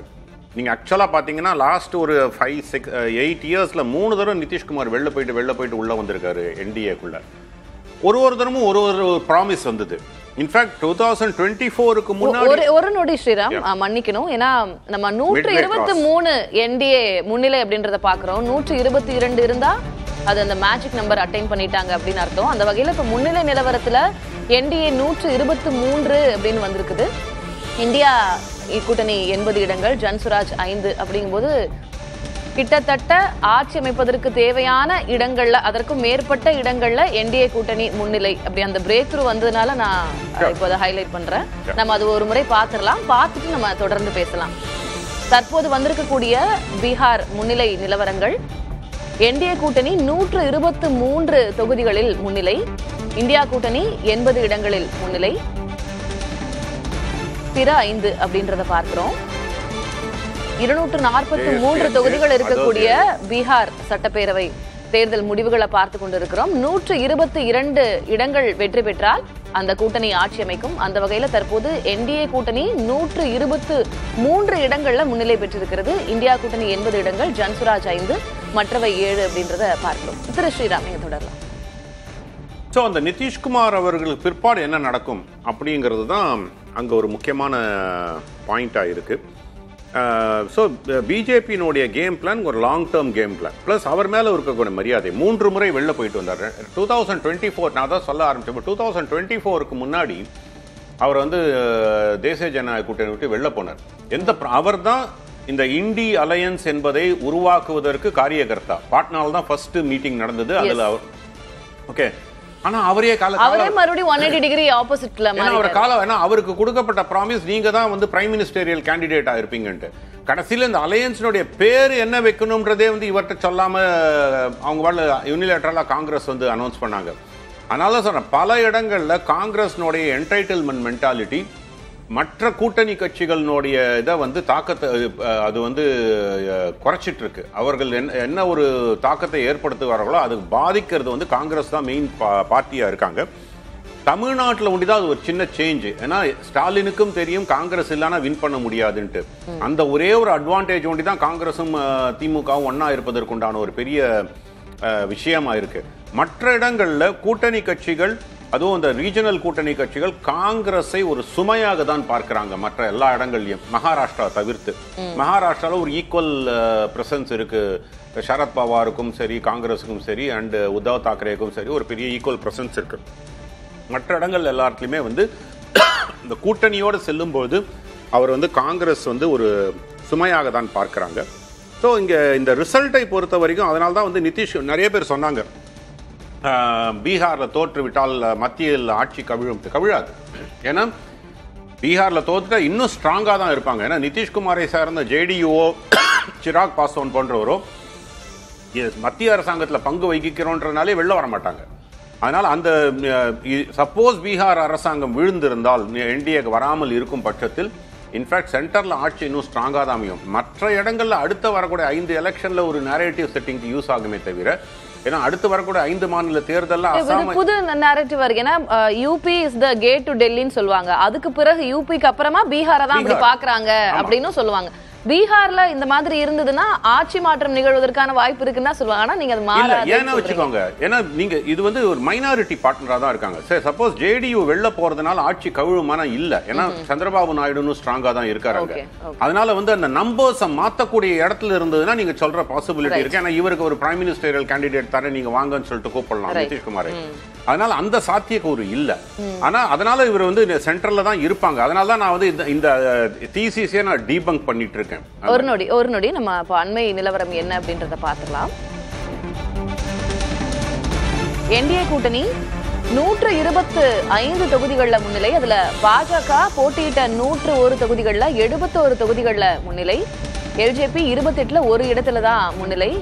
ஜேடியு 101 தொகுதிகள்ல 51 தொகுதிகள்ல முன்னிலை. கிட்டத்தட்ட பாஜக தான் லீடிங்ல இருக்கிறாங்க. இதுலயுமே ஹெச்ஏஎம் 6 தொகுதிகள் போட்டியிட்ட தொகுதிகள்ல 2 முன்னிலை அப்படின்றத பார்க்கிறோம். என்டிஏ கூட்டணி தற்போது அந்த 122 என்ற தேவைக்கு அதிகமாகவே எடுத்திருக்கிறாங்க. 125 இடங்கள்ல முன்னிலை பெற்றிருக்கிறார்கள். அதுல பாஜக 71 இடங்கள்ல முன்னிலை, ஜேடியு 51 இடங்கள்ல முன்னிலை. மேஜரா நம்ம பார்க்க வேண்டியது அந்த இரண்டும் தான். பாஜக 71, ஜேடியு 51 இடங்கள்ல முன்னிலை. கிட்டத்தட்ட இந்த ஒரு தருணத்துல வெற்றியை நோக்கி தான் சென்று கொண்டிருக்கிறார்கள் அப்படின்னு நம்ம இப்ப புரிஞ்சுக்கலாம். 9 மணி ஆனாலும் 10-11 மணி வாக்குல நம்மளுக்கு முழுமையான விவரம் தெரிய வரும். 8:50 கிட்ட தான் ஃபர்ஸ்ட் ரவுண்ட் கவுண்டிங் ஆரம்பிச்சிருக்காங்க. அதே போல இந்தியா கூட்டணி 80 தொகுதிகளில் முன்னிலை பெற்றிருக்கிறார்கள். ஜன்சுராஜ் 5, மற்றவை 7 அப்படின்றத பார்க்கிறோம். பெரும்பான்மைக்கு தேவையான 122 என்ற அந்த எண், அதனை தாண்டிய என்டிஏ கூட்டணி இப்போ முன்னிலை பெற்றிருக்கிறது. திரு ஸ்ரீராம் தொடரலாம். ஸோ உங்களுக்கு இதுல நீங்க இந்த நம்பர்ஸ்லேயே கூட பாத்தீங்கன்னா 80ல காங்கிரஸ் வந்து இன்னும் லோவர் டபுள் டிஜிட்ல தான் இருக்காங்க, ஈவன் சிங்கிள் டிஜிட்ல தான் இருக்காங்க. அவர்கள் போட்டியிட்ட 61 தொகுதிகளில் அவர்கள் மிகப்பெரிய அளவில் பின்தங்கி இருக்காங்க. நீங்க எலெக்ஷன் கமிஷனுடைய இதுல பாத்தீங்கன்னா அந்த ட்ரெண்ட்ஸ் வர ஆரம்பிச்சிருக்கு. அதுலயும் பாத்தீங்கன்னா கிட்டத்தட்ட இதே தான். ஆனா இந்த 125 நீங்க கொடுக்குற நம்பர் பிகாஸ் ஃப்ரம் த கிரவுண்ட்ல அந்த கவுண்டிங் சென்டர்ல இருந்து வரக்கூடிய விஷயங்கள் எலெக்ஷன் கமிஷன்ல அப்லோட் பண்ணும்போது அவர்கள் வேலிடேட் பண்ணிட்டு தான் பண்ணுவாங்க. அதுல ஒரு 8 சீட்டுக்கு தான் அவங்க கொடுத்துருக்காங்க. அதுலயே பாத்தீங்கன்னா இது கிட்டத்தட்ட நம்பர்ஸ் பாத்தீங்கன்னா 5-3-2 5-2-1 5 வந்து பாஜகவும் ராஷ்டிரிய ஜனதா தள் 2 காங்கிரஸ் 1 தான் வருது. அந்த லீட் ப்ரொஜெக்ஷன்ஸ்ல வரும்போது கிட்டத்தட்ட அந்த பர்சன்டேஜ் ஆஃப் ட்ரெண்ட் அதே மாதிரி தான் இருக்கு. இது காங்கிரஸ் தான் வந்து ஒரு மிகப்பெரிய ஒரு வீக்கஸ்ட் லிங்க் ஃபார் ஆர்ஜேடியா தான் இருக்கும்ன்றதான் நான் பார்க்கிறேன். அண்ட் இந்த இருக்கக்கூடிய ட்ரெண்ட் வைஸ்க்கும் பார்த்தீங்கன்னா உங்களுக்கு பாஜக சிங்கிள் லார்ஜஸ்ட் பார்ட்டியா வருவதற்குண்டான வாய்ப்பும் இருக்கு, விச் அதர்வைஸ் ஆர்ஜேடிக்கு இருந்தது. இந்த நம்பர்ஸ் எல்லாம் ஹோல் குட் ஆச்சு. இப்போ நம்ம பார்த்தது 71-51, அதுலயே 20 டிஃபரன்ஸ் இருக்கு. சிங்கிள் லார்ஜஸ்ட் பார்ட்டியாவும் பாஜக வருவதற்குண்டான வாய்ப்பு வரும்போது அப்ப பீகார் அரசியல்ல வேறு விதமான ஒரு மாற்றம் வருகிறது. நான் முன்னாடி சொல்லிட்டு இருந்த மாதிரி பீகாரில் தேசிய ஜனநாயக கூட்டணி தோல்வியை தழுவும் என்ற பட்சத்தில் கூட மத்திய அரசு விழுந்திருக்காது. இப்போ பீகாரில் இது வின் பண்ணும்போது காங்கிரஸ்க்கு தான் ஒரு பின்னடைவு மற்ற 5 மாநில தேர்தல்கள். ஏன்னா அந்த 5 மாநில தேர்தலில் நீங்க பாத்தீங்கன்னா கேரளா, பாண்டிச்சேரி, தமிழ்நாடு அண்ட் வெஸ்ட் பெங்கால்ல பிஜேபி பெரிய, வெஸ்ட் பெங்கால்ல தான் பெரிய ஃபோர்ஸே சொல்லலாம். அதாவது வின்னபிள் ஒரு ஈக்குவல் ஃபைட் மமதா பானர்ஜி கொடுக்கக்கூடிய இடத்துல பிஜேபி இருக்குன்னு சொல்லலாம். அஸ்ஸாம்ல அஃப்கோர்ஸ் காங்கிரஸ் வாசஸ் பிஜேபி. மற்ற மூணு மாநில தேர்தலில் BJP is not a front runner. அவர் வந்து ஜூனியர் பார்ட்னராக தான் இருப்பாங்க. இல்லை கேரளால ஒரு 17-18% வாக்குகள் தான் இப்பதான் ஆரம்பிச்சிருக்காங்க. ஸோ 1-2 சீட்டுக்கு தான் அது. அதனால ஆட்சி அமைக்கக்கூடிய இடத்துல இல்லை. ஆனால் காங்கிரஸ்க்கு மிகப்பெரிய பின்னடைவை ஏற்படுத்தும் இந்த தோல்வி. அதுவும் சிங்கிள் டிஜிட்ல வந்தாங்கன்னா கண்டிப்பா வெஸ்ட் பெங்கால்ல மமதா பானர்ஜி அதை வந்து அவங்கள வந்து என்னைக்குமே ஒரு பொருட்டா எடுத்துட்டது கிடையாது. தமிழ்நாட்டில் எப்படி அதுக்கு உண்டான ஒரு தாக்கத்தை ஏற்படுத்தும்? திமுக வந்து ஒரு ஈக்குவல் பார்ட்னரா கன்சிடர் பண்ணுவாங்களா? அப்கோர்ஸ் காங்கிரஸ்க்கு இருக்கக்கூடிய ஓட்டர் பேஸ் திமுகக்கு தேவை என்ற நிலைமை இருந்தாலும் ஒரு நேஷனல் லெவல்ல காம்ப்ரமைசிங் சிச்சுவேஷன்ல காங்கிரஸ் தள்ளப்படும் இந்த பீகார் எலெக்ஷனுடைய இது. அதனால தான் பீகார் எலெக்ஷனுடைய முடிவு எனக்கு வந்து சென்ட்ரல் கவர்மெண்ட்ல இருக்கக்கூடிய இம்பாக்டை விட அடுத்து வரக்கூடிய 5 மாநில தேர்தலில் காங்கிரஸ்க்கு எந்த விதத்தில் இம்பாக்ட் ஏற்படுத்தும் தான் நான் வந்து அதை பார்க்கிறேன். திரு ஷபீர், அந்த கேள்விதான். இப்போ பீகார் எலெக்ஷனுடைய ரிசல்ட்ஸ் ஒருவேளை இதுல என்டிஏ தோல்வியுற்றால் கூட பெரிய அளவுல உங்களுக்கு மத்திய அரசினுடைய அடுத்த எலெக்ஷன்ஸ்ல மாற்றம் இருக்காது. ஆனா வரக்கூடிய 5 மாநில தேர்தல்களில் இந்த முடிவு எதிரொலிக்கும் அப்படின்றாரு திரு ஸ்ரீராம். உங்களுடைய பார்வை? என்டிஏ பொறுத்த வரைக்கும் அவங்களுக்கு அந்த 2024 தேர்தலில் அந்த 240 சீட் வந்தாங்க இல்லையா, ஒரு மைனாரிட்டி கவர்மெண்டா பிஜேபி வந்தது அவங்களால ஏற்றுக்கொள்ளவே முடியவில்லை. இது எப்படி நடந்துச்சு அப்படின்றது தான் வந்து ஒரு மிகப்பெரிய கேள்வி. அதுக்கப்புறம் தான் நீங்க பார்க்கணும் எல்லா தேர்தல்கள்லையும் இந்த எஸ்ஐஆர் இந்த மாதிரி விஷயங்கள்லாம் வந்து எலெக்ஷன் கமிஷனால புஷ் பண்ணப்படுகிறது. அப்போ நேச்சுரலாகவே வந்து எலெக்ஷன் கமிஷன் யாருக்காக இதை செய்கிறது? ஒரு எஸ்ஐஆர் அப்படின்ற ஒரு ப்ராசஸை நீங்கள் வந்து 2024 தேர்தல் முடிஞ்ச உடனே நீங்கள் பீகாரில் ஸ்டார்ட் பண்ணியிருக்கலாமே. தேர்தலுக்கு 6 மாதத்துக்கு முன்னாடி தான் நான் பண்ணுவேன் அப்படின்னும் போது அந்த ஒட்டுமொத்த சீனையை டிஸ்டர்ப் பண்ணக்கூடிய ஒரு நடவடிக்கை. இப்போ நான் என்ன சொல்கிறேன், வாக்காளர் எலக்டோரல் ரோல்ஸை, வாக்காளர் பட்டியலை நீங்கள் சரிபார்ப்பதில் தேர்தல் ஆணையம் பண்ணலாம். அதில் எந்த பிரச்சனையும் கிடையாது. கடந்த எலெக்ஷனில் நீங்கள் வாக்கு போட்டிருக்கீங்க, ரைட், ஓகே, வாக்கு போட்டிருக்கீங்க. இந்த எலெக்ஷனில் உங்களுக்கு வாக்கு இருக்கா இல்லையா, குடும்பத்தில் வேற யாரா இருக்காங்களா, இல்ல யாரா இறந்திருக்காங்களா அப்படின்ற அந்த விஷயங்களை சரிபார்க்கலாம். நான் அதை புரிஞ்சுக்கிறேன். தமிழ்நாட்டிலுமே அது மிகப்பெரிய பேசுபொருளாக பிரச்சனையாக இருக்கிறது, ரொம்ப காம்ப்ளிகேட்டடா இருக்குன்னு இப்போ அண்ணாமலை அவர்களே சொன்னதெல்லாம் நம்ம பார்த்திருந்தோம். இப்ப நம்ம தன்னாட்சி அமைப்புகள் மீதான விமர்சனங்களை வைக்கிறோம், இல்ல அவங்க என்ன பண்ணணும்னு நம்ம டிக்டேட் பண்ண ஆரம்பிச்சிட்டோம்னா I think it is going to deviate. ஆனா அது பிரச்சனை தான், நான் இல்லன்னு சொல்லல. அது இஷ்யூ இல்லையா? நீங்க அதை புறந்தள்ளி விட்டு இந்த தேர்தல் களத்தை, இந்த தேர்தல்களை நீங்க பார்க்க முடியாது அப்படின்னு சொல்ல வரேன் நான். நீங்க ஒரு எலெக்ஷனை நடத்துகின்ற ஒரு எந்த விதமான சார்பு தன்மையும் இல்லாமல் செயல்படக்கூடிய ஒரு அமைப்பே ஏதோ ஒரு அரசியல் கட்சிக்கு சாதகமாக களத்தை ஏற்படுத்துகிறது, அந்த களத்தை உருவாக்குகிறது அப்படின்ற ஒரு குற்றச்சாட்டு இருக்கு இல்லையா? அது நம்ம கடந்த தேர்தல்கள்லாம் அதை பார்த்துருக்கோம். இப்போ ஹரியானாவில் எல்லா ஒப்பீனியன் போல்ஸும் எல்லா எக்ஸிட் போல்ஸும் ஓரளவுக்கு வந்து காங்கிரஸ் நல்லா பெர்ஃபார்ம் பண்ணணும்னாங்க. ஆனால் ஏன்னா நீங்கள் 15 வருஷம் ஆன்டி இன்கம்பன்சிங்க.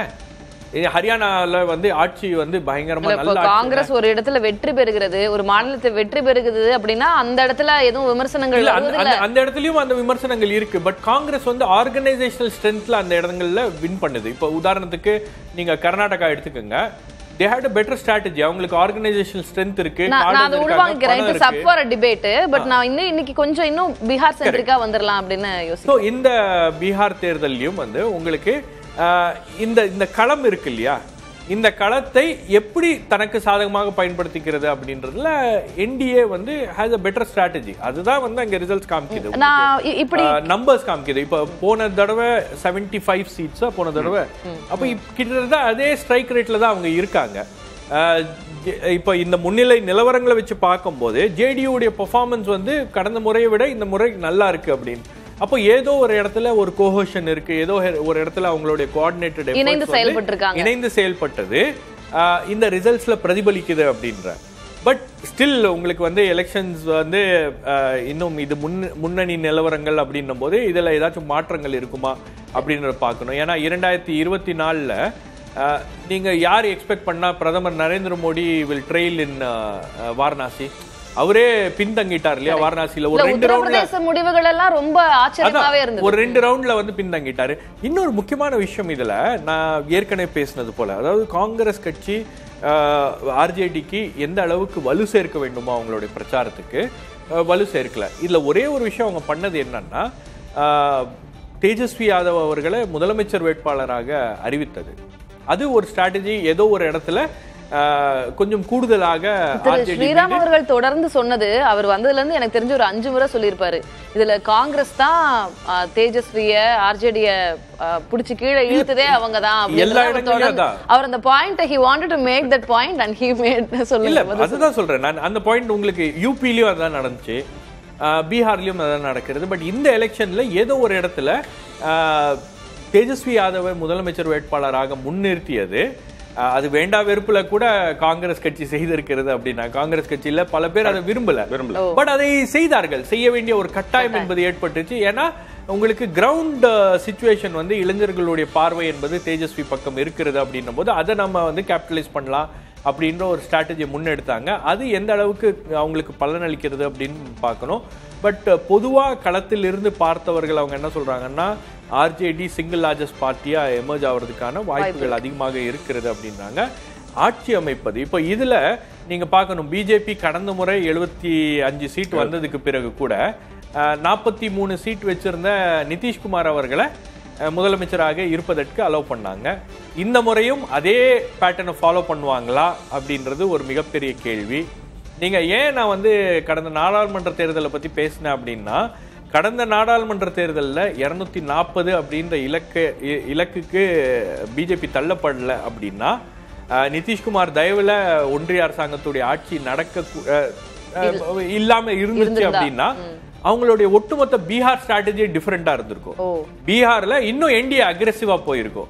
இன்னைக்கு கொஞ்சம் அடக்கி வாசிக்கிறாங்க, நிதிஷ்குமாரை பாத்துக்கணும் அப்படின்ற ஒரு சூழல் அப்படின்றது ஏன் ஏற்பட்டிருக்கு அப்படின்னா, அதுக்கு வந்து அவங்க கொடுக்கின்ற நிதிஷ்குமார் கொடுக்கின்ற ஆதரவு. சரி, நாளைக்கு வந்து இன்னும் கொஞ்சம் ஒரு 6 மாசம் போகும்போதோ அல்லது 7 மாசம் போகும்போது நிதிஷ்குமார் எம்பிஸே வந்து பிஜேபி பக்கம் ஆதரவாக கூட வரலாம். நான் அதான் கேட்டேன் ஷபீர், நான் திரு ஸ்ரீராம் அவர்கள்கிட்டே அதான் கேட்டேன்.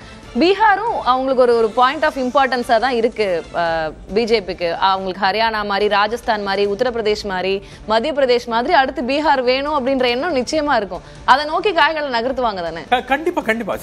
அதாவது ஒரு தேர்தலில் வெற்றி பெற வேண்டும்.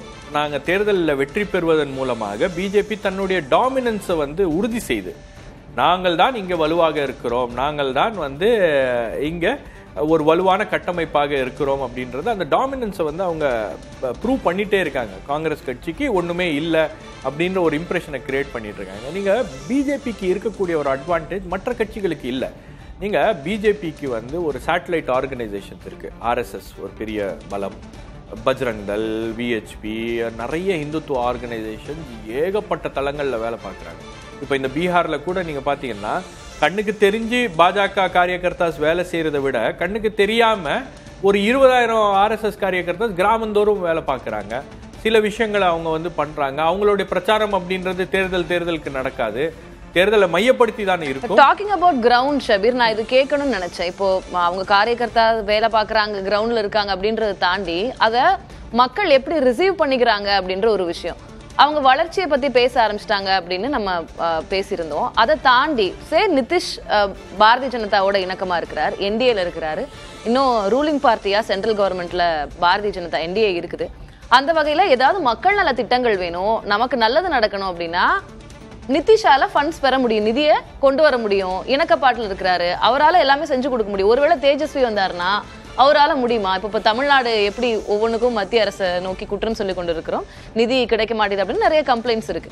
அவர் ஒரு மாதிரி இடக்கு போக்காக தான் இருக்க முடியும். அப்போ நிதிஷ் தான் நமக்கு ஆதரவாக இருப்பாரு, நமக்கு நலத்திட்டங்கள் நடைபெற வேணும்னா நம்ம நிதிஷ் தான் ஆதரிக்கணும். இந்த மைண்ட் செட் இருந்திருக்கும்ல மக்களுக்கு, அப்படி இருந்திருக்க வாய்ப்பு இருக்கு. இல்ல, அப்படி ஒரு மைண்ட் செட் அவங்களுக்கு இருந்திருந்தா 2014ல என்டிஏ உடைய கோஆர்டினேட்டரா திரு சந்திரபாபு நாயுடு அவர்கள் தான் இருந்தார், ஆந்திர பிரதேஷ் சீஃப் மினிஸ்டர். அவருடைய கூட்டணியில இருந்தாரு. அப்பாயின்மெண்டே கொடுக்கல. நீங்க ஆந்திராவுக்கு ஸ்பெஷல் பேக்கேஜ், ஸ்பெஷல் ஸ்டேட்டஸ் கொடுக்கணும் அப்படின்னும் போது அப்பாயின்மெண்டே கொடுக்கல. கடைசியில கூட்டணியை விட்டு வெளியேறினார். இப்ப அந்த விஷயங்கள்லாம் அவ்வளவு நுணுக்கமான விஷயங்கள்லாம் வந்து ஒரு கன்சிடரேஷன்ல வராது. பீகார் மக்கள் அப்படி யோசிக்க மாட்டாங்கன்றீங்களா? ஒரு விஷயம் என்னன்னா, உங்களுக்கு பீகார்ல அந்த தொடர் பிரச்சாரங்கள் இருக்கு இல்லையா? நீங்க இன்னைக்கு வந்து பிஜேபி கிட்ட இருக்கக்கூடிய ரிசோர்சஸ் வேற எந்த கட்சிக்கிட்டும் இல்ல. பிஜேபி கிட்ட இருக்கக்கூடிய பணம் என்பது வேற எந்த கட்சிக்கும் இல்ல. நீங்க எலக்டோரல் பாண்ட்ஸ்லயே வந்து கிட்டத்தட்ட ஒரு 8,000 9,000 கோடி ரூபாய் பணம் வச்சிருக்கக்கூடிய ஒரே கட்சி பாஜக தான். அப்போ அந்த அளவுக்கு ரிசோர்ஸஸோட பிஜேபி இருக்கு அப்படின்னும் போது அதை மேட்ச் பண்ணக்கூடிய அளவுல யாருமே இல்லை அப்படின்றது. ரெண்டாவது, காங்கிரஸ் கட்சியை பொறுத்த வரைக்கும் நான் என்ன பார்க்கறேன்னா, நீங்க ஒரு நரேட்டிவை வந்து காங்கிரஸ் கட்சி கிரியேட் பண்றதுக்கு தவறிட்டாங்க. அதாவது ஒரு பிரச்சனையை மையப்படுத்தி இதுதான் இந்த தேர்தலில் மைய பிரச்சனை, இதுதான் இந்த தேர்தலில் மைய இஷ்யூ அப்படின்றத காங்கிரஸ் கட்சியும் ஆர்ஜேடியும் அதை செய்திருக்க வேண்டும். ஆர்ஜேடி சில விஷயங்களை முன்னெடுக்கிறாங்க, சில லோக்கல் இஷ்யூஸை பேசுறாங்க. But as a national party Congress என்ன நரேட்டிவை உள்ள கொண்டு வராங்க அப்படின்றது பார்க்கல. நீங்க ஓட் சோரி அப்படின்ற ஒரு விஷயம், அதாவது தேர்தல் உங்களுடைய வாக்குகள் திருடப்படுகிறது அப்படின்ற ஒரு விஷயம் அவ்வளவு மக்கள் மத்தியில் எடுபட்டிருக்கா அப்படின்றத நம்ம வந்து யோசிச்சு பார்க்கணும். அப்போ ஒவ்வொரு தேர்தலையும் வந்து நீங்க என்ன விஷயத்தை நீங்க முன்னிலைப்படுத்துறீங்க, எந்த விஷயத்தை நீங்க கொண்டு வரீங்க, எந்த விஷயத்தை மக்களுடைய டிஸ்கோர்ஸ்ல நீங்க கொண்டு வரீங்க அப்படின்றத கவனிக்கப்பட வேண்டிய ஒரு விஷயமாக இருக்கிறது. அதை காங்கிரஸ் கட்சி செய்ய தவறுகிறது. ஒவ்வொரு எலெக்ஷன்லயும் அவங்க அதை செய்ய தவறுறாங்க அப்படின்னு தான் பாக்குறேன். இப்ப நீங்க ஹரியானா விஷயம், பீகார் எலெக்ஷன் நடக்குது, ஹரியானாவில் நடந்த ஓட் சோரியை நீங்க கொண்டு வந்து போடுறீங்க. ஒரு பிரேசிலியன் ஆக்டருக்கு இங்க வந்து 22 வாக்குகள் இருக்கு அப்படின்ற விஷயங்கள் அதெல்லாம் கரெக்ட். ஆனால் அது எந்த அளவுக்கு மக்களுடைய மைண்ட சொல்றீங்க, மக்களுடைய மனங்களை மாற்றுகின்ற அளவுக்கு அது வந்து ஒரு தாக்கத்தை ஏற்படுத்துமா அப்படின்ற ஒரு விஷயம் தான். அப்போ அங்க நான் தான் சொன்னேன், நீங்க ஒரு தேர்தல் வியூக வகுப்பாளரா பிரசாந்த் கிஷோர் இருக்காரு. மக்கள் என்ன நினைக்கிறாங்க, மக்களுக்கு என்ன தேவை, மக்கள் என்ன புரிஞ்சுக்கிறாங்க அப்படின்ற ஒரு விஷயத்த அவர் ஸ்டடி பண்ணி ஒரு ஒட்டுமொத்த தேர்தல் அவருடைய பிரச்சாரமே வாழ்வாதார பிரச்சனைகளை நோக்கி மையப்படுத்தி இருக்கிறார் அப்படின்னும் போது அவரால் பண்ணதை ஒரு காங்கிரஸ் கட்சியால செய்ய முடியாதா? ஏன் பண்ணல அப்படின்ற இந்த கேள்விதான். அப்ப போதிய அளவு கவனம் இந்த தேர்தலில் கொடுக்கல. இப்ப பாஜக ஒவ்வொரு தேர்தல்களிலும் எந்த அளவுக்கு கவனம் செலுத்துறாங்க, அது வந்து உதாரணத்துக்கு நீங்க நாமக்கல் கார்பரேஷன்ல நடக்கிற நாமக்கல்ல இருக்கிற ஒரு வார்டுல நடக்கிற ஒரு எலெக்ஷன்னா கூட அவங்க வந்து ஒரு கமிட்டியை போட்டு ஏதாவது ஒரு வேலையை பார்ப்பாங்க. இங்க தமிழ்நாட்டுல கிடையாது, மேபி வேற ஊர்ல சொல்றேன். நான் நாமக்கல் சொன்னேன், ஜிஎம்சி வருது, ஹைதராபாத் ஜிஎம்சி வருது. நீங்க ஹைதராபாத் ஜிஎம்சி எலெக்ஷனுக்கு அமித்ஷா வந்து வேன் பிரச்சாரம் பண்ணுவாரு, வேன்ல ஏறி ஊடகங்களுக்கு எல்லாம் பேட்டி கொடுத்துட்டு போவாரு. அப்போ நீங்க ஏதோ ஒரு இடத்துல அவங்க வந்து தேர்தல்களை அவ்வளவு சீரியஸா எடுத்துக்கிறாங்க அப்படின்னும் போது இதை நாம கிட்டத்தட்ட ஒரு 15 வருஷமா பேசுறோம், ஒரு 10 வருஷமா இதை வந்து பேசிட்டே இருக்கோம். காங்கிரஸ் வந்து தேர்தல்களை அணுகும் விதம் மாற வேண்டும், காங்கிரஸ் உடைய அப்ரோச் டுவர்ட்ஸ் எலெக்ஷன் சேஞ்ச் நம்ம பேசுவோம். அது இன்னும் லாங் டர்ம். ஆர்ஜேடி ஒரு எச்சரிக்கை விடுத்திருந்தாங்க. இப்போ சுனில் சிங் கூட சொல்லியிருந்தாரு, இப்போ நியாயமா நடந்துக்கணும், எலெக்ஷன் கமிஷன் ஆகட்டும், தேர்தல் ரிசல்ட்ஸ் வர அன்னைக்கு நியாயமா நடந்துக்கணும், அதிகாரிகள் கடமை தவறினால் இப்ப நேபாளம் வங்கதேசத்தில் நடந்தது போல பீகார் மக்கள் போராட்டம் நடத்துவார் அப்படின்னு ஒரு தூண்டக்கூடிய வகையில பேசியிருந்தாங்க. அந்த ஸ்டேட்மெண்ட் நீங்க எப்படி புரிஞ்சுக்கிறீங்க? ஏன்னா இன்னைக்கு ஏறத்தாழ ரிசல்ட்ஸ் அந்த மாதிரி தான் வந்திருக்கு. தேர்தல் அதிகாரிகள் நீதியை நிலைநாட்ட வேண்டும் அப்படின்னு முன்னாடியே டிஸ்க்ளைமர்லாம் போட்டிருந்தாங்க. இது என்னன்னா, தோல்வி வருது அப்படிங்கறத முன்னாடியே பிரதிபலிக்கக்கூடிய விஷயங்கள். திக்விஜய் சிங் என்ன சொன்னாரு, என்டிஏ 140 கிராஸ் பண்ணா ஓட் சோரி அப்படின்னா என்ன சொல்றாரு, 140க்குள்ள வின் பண்ணா வெற்றின்னு சொல்ல வராரா? ஸோ இது வந்து அவர்களுடைய பதட்டத்தை வெளியில சொல்றாங்க. இப்போ ராகுல் காந்தி வந்து ஏன் இந்த ஃபர்ஸ்ட் இவிஎம் ஒரு 10 வருஷம் சொல்லிட்டு இருந்தாரு, அது வந்து எடுபடலை மக்கள்கிட்ட. அப்போ ஓட் சோரின்னு இப்ப சொல்லிட்டு இருக்காரு. அதுக்கு வந்து அவர் நிஜமாவே வந்து வாக்கு திருட்டு நடந்திருக்குன்னா இல்ல இவ்வளவு நேரமும் நானும் அந்த பகுதி தொடல திரு ஸ்ரீராம், பட் நம்ம அதையும் அப்படியே புறந்தள்ளிட முடியாது. இல்ல ஒரு அட்ரஸ்ல வந்து ஒரு 10க்கு 10 ரூம்ல 80 வாக்குகள் ஓட்டர்ஸ் இருக்காங்க அப்படின்றதோ, ஒரு குடும்பத்துல 200 பேர் இருக்காங்க அப்படின்றதோ, அது அவர் ஒரு தரவு கொடுத்து அவரு வெளியில கொண்டு வராரு. அதை நம்ம அப்படியே புறந்தள்ளிட முடியுமான்னு கேக்குறேன். Our team our let down பண்ணிட்டாங்க தான் சொல்றேன். ஏன்னா அந்த உடனே அடுத்து என்ன நடந்தது, இந்த 200 பேர் இருக்கக்கூடியவர்கள் அந்த 200 பேரும் போட்டோ எடுத்து வெளியிடுறாங்க. நாங்க இந்த வீட்டுல தான் இருக்கோம், எங்க ஆன்செஸ்ட்ரல் ப்ராப்பர்ட்டி, எங்க ஓட்டெல்லாம் இங்க தான் இருக்குன்னு சொல்லிட்டு அவங்க வந்து தங்களுடைய விளக்கத்தை கொடுக்குறாங்க. வேற எந்த பார்ட்டியும் கொடுக்கல. ஒரு ஜேர்னலிஸ்ட் பண்றதோட ஜேர்னலிஸ்ட் அப்கோர்ஸ் வந்து மீடியா வந்து அதை ப்ரொஜெக்ட் பண்ணாங்க. பட் ஆனா அது அந்த குடும்பமே வந்து நாங்க இங்க தான் இருக்கோம்னாங்க. பெங்களூர்லேயும் அந்த மாதிரி தான் ஆச்சு. நாங்கள் அந்த குடும்பம் இங்கே தாங்க இருக்கோம்னு சொன்னாங்க. ஸோ அப்போது வேலிடேட் பண்ணாமல் ஒரு ஷூட் அண்ட் ஸ்கூட்டுன்ற முறையில் பண்ணுறத அவர் நிஜமாவே அது தவறு பண்ணுறாங்கன்னு நடந்தேன்னா இந்நேரம் கோர்ட்டில் போய் கேஸ் போட்டிருக்கணும். பண்ணலை. இப்போவும் நான் சொல்கிறேன், பாஜகவுக்கும் சரி அப்படின்னா காங்கிரஸுக்கும் ஆர்ஜேடிக்கும் சொல்கிறேன், 244 கேஸ் ஃபைல் பண்ணுங்க.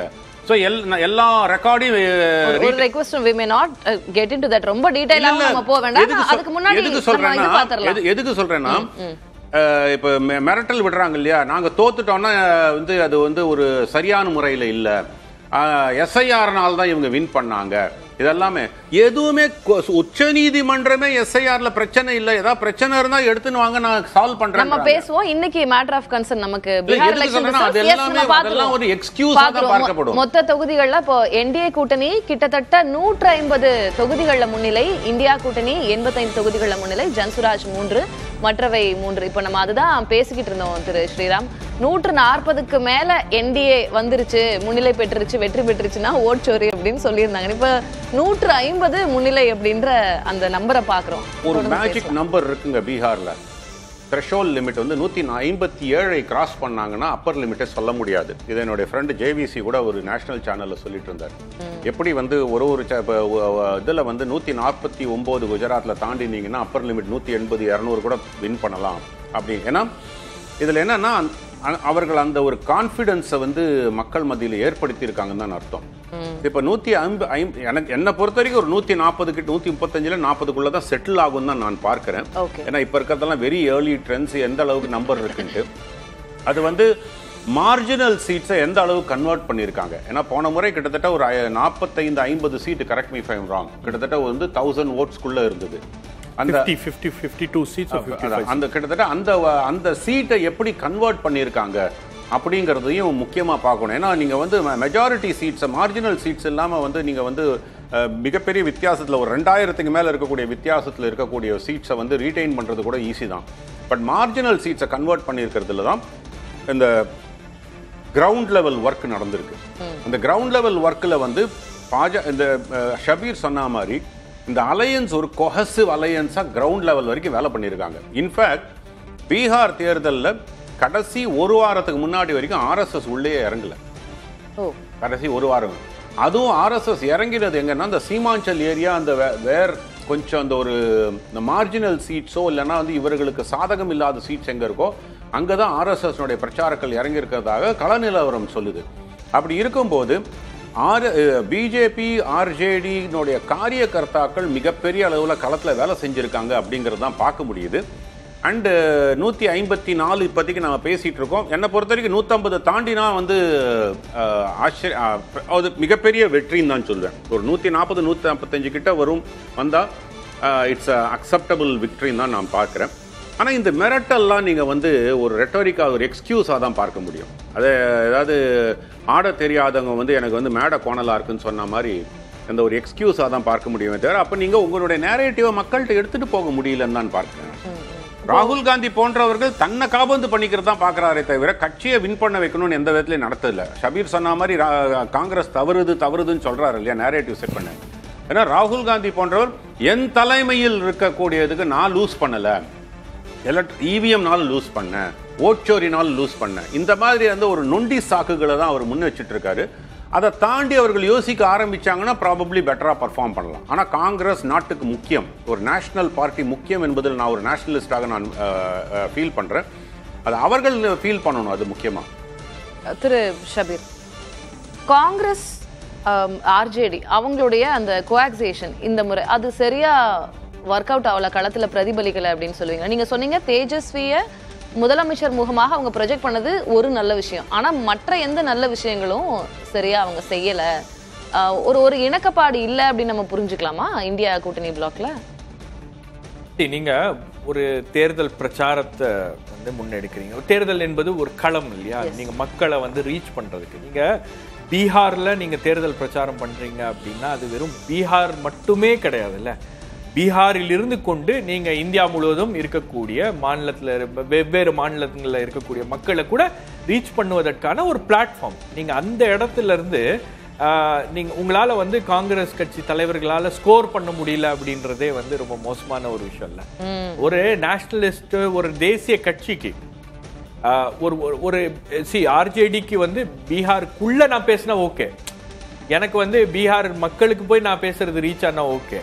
ஆனா ஒரு தேசிய கட்சிக்கு பீகார்ல இருந்து அவங்க சொல்லக்கூடிய ஒரு விஷயம் வந்து தேசம் முழுவதும் பிரதிபலிக்கணும், பீகார்ல இருந்து பாஜகவுக்கு எதிராக நாம ஒரு விஷயத்தை பத்தி பேசுறோம் அப்படின்னும் போது அது மற்ற மாநிலங்கள்லயும் கவனிக்கக்கூடிய அளவுல அது இருக்கணும் அப்படின்ற அந்த களத்தை பயன்படுத்தி கொள்வதற்கு அவர்கள் ஏன் தயங்குகிறார்கள் அப்படின்றது ஒரு கேள்வி. இப்ப நான் என்ன கேட்கிறேன், ஒரு முதலமைச்சர் மு க ஸ்டாலின் போய் அங்க பிரச்சாரம் பண்ணாரு. அப்போ அது வந்து உங்களுக்கு பெரிய அளவுக்கு ஒரு இம்பாக்ட் இருக்காது. அங்க பீகாரிஸ நிறைய பேர் வந்து தமிழ்நாட்டுல வந்து வேலை பாக்குறாங்க அப்படின்னும் போது இவங்க எல்லாம் வந்து முதலமைச்சரா இருக்காரு, தமிழ்நாடுக்கு சீஃப் மினிஸ்டர் ஆயாக அப்படின்னு சொல்லிட்டு அவங்க வந்து இது பண்ணுவாங்க. பட் அதே ஒரு ராகுல் காந்தி வந்து தமிழ்நாட்டுல பிரச்சாரம் பண்ணா அந்த பிரச்சாரம் வந்து நாடு முழுவதும் ஈடுபடும். அப்ப ராகுல் காந்திக்கு இருக்கக்கூடிய ஒரு ஒரு ஒரு ஃபேஸ் வேல்யூ இருக்கு இல்லையா, அது வந்து அதை அவங்க பயன்படுத்திக்கிறாங்களா அப்படின்னு பார்க்கணும். நீங்க பிரியங்கா காந்தியோடைய ஒரு ஸ்பீச் பீகார்ல பேசினது வைரல் ஆனது எங்க இருக்கு? இந்த தேர்தலில் நீங்க பாத்தீங்களா? அது பெண்களுடைய முகமாக, பெண்களுடைய வாக்குகளை வசீகரிக்கக்கூடிய ஒரு முகமாக பிரியங்கா காந்தி அடையாளப்படுத்தப்படுகிறார். இத்தனைக்கும் டிசைடிங் ஃபேக்டரே பெண்களுடைய எங்க இருக்காங்க? எங்க இருக்காங்க பிரியங்கா காந்தி? பிரியங்கா காந்தியோட ரோல் என்ன? அப்போ இந்த கேள்விகள்லாம் வந்து உங்களுக்கு எழுகிறது. அப்போ ஆர்ஜேடி அவங்க வந்து ஒரு மாநில கட்சியாக ஆர்ஜேடி என்ன பண்ணணுமோ அதை அவர்கள் செய்கிறார்கள். நீங்க அவருடைய சக்திக்கு மீறி தான் வந்து இவர் ஒர்க் பண்ணியிருக்கார் தேஜஸ்வி யாதவ். ஆனால் அதே சமயத்துல அதை காம்ப்ளிமெண்ட் பண்றதுக்கான மற்ற இந்தியா கூட்டணி கட்சிகளுடைய நடவடிக்கை என்ன? ஒரு மம்தா பானர்ஜி ஏன் போய் அங்க பிரச்சாரம் பண்ணல? இப்ப ஒரு நம்ம அகிலேஷ் யாதவ் மட்டும் தான் பண்ணாரு. ஆக்சுவலா இந்த தேர்தலில் பாத்தீங்கன்னா ரொம்ப கூடுதலா வலு சேர்க்கும் வகையில மகாகத்பந்தனுக்காக போராடி களத்துல கேம்பெயின் பண்ண ஒரு தலைவர்னா அகிலேஷ் யாதவ் சொல்லலாம். நீங்க அகிலேஷ் யாதவ் பேசினா ஒரு தாக்கம் ஏற்படும். ஏன்னா உங்களுக்கு யூபி, பீகார் போன்ற பகுதிகளில் ஒரு சின்ன ஒரு அண்டர்ஸ்டாண்டிங் இருக்கும், ஒரு லாங்குவேஜ் வந்து அவங்க ரிலேட் பண்ண முடியும்.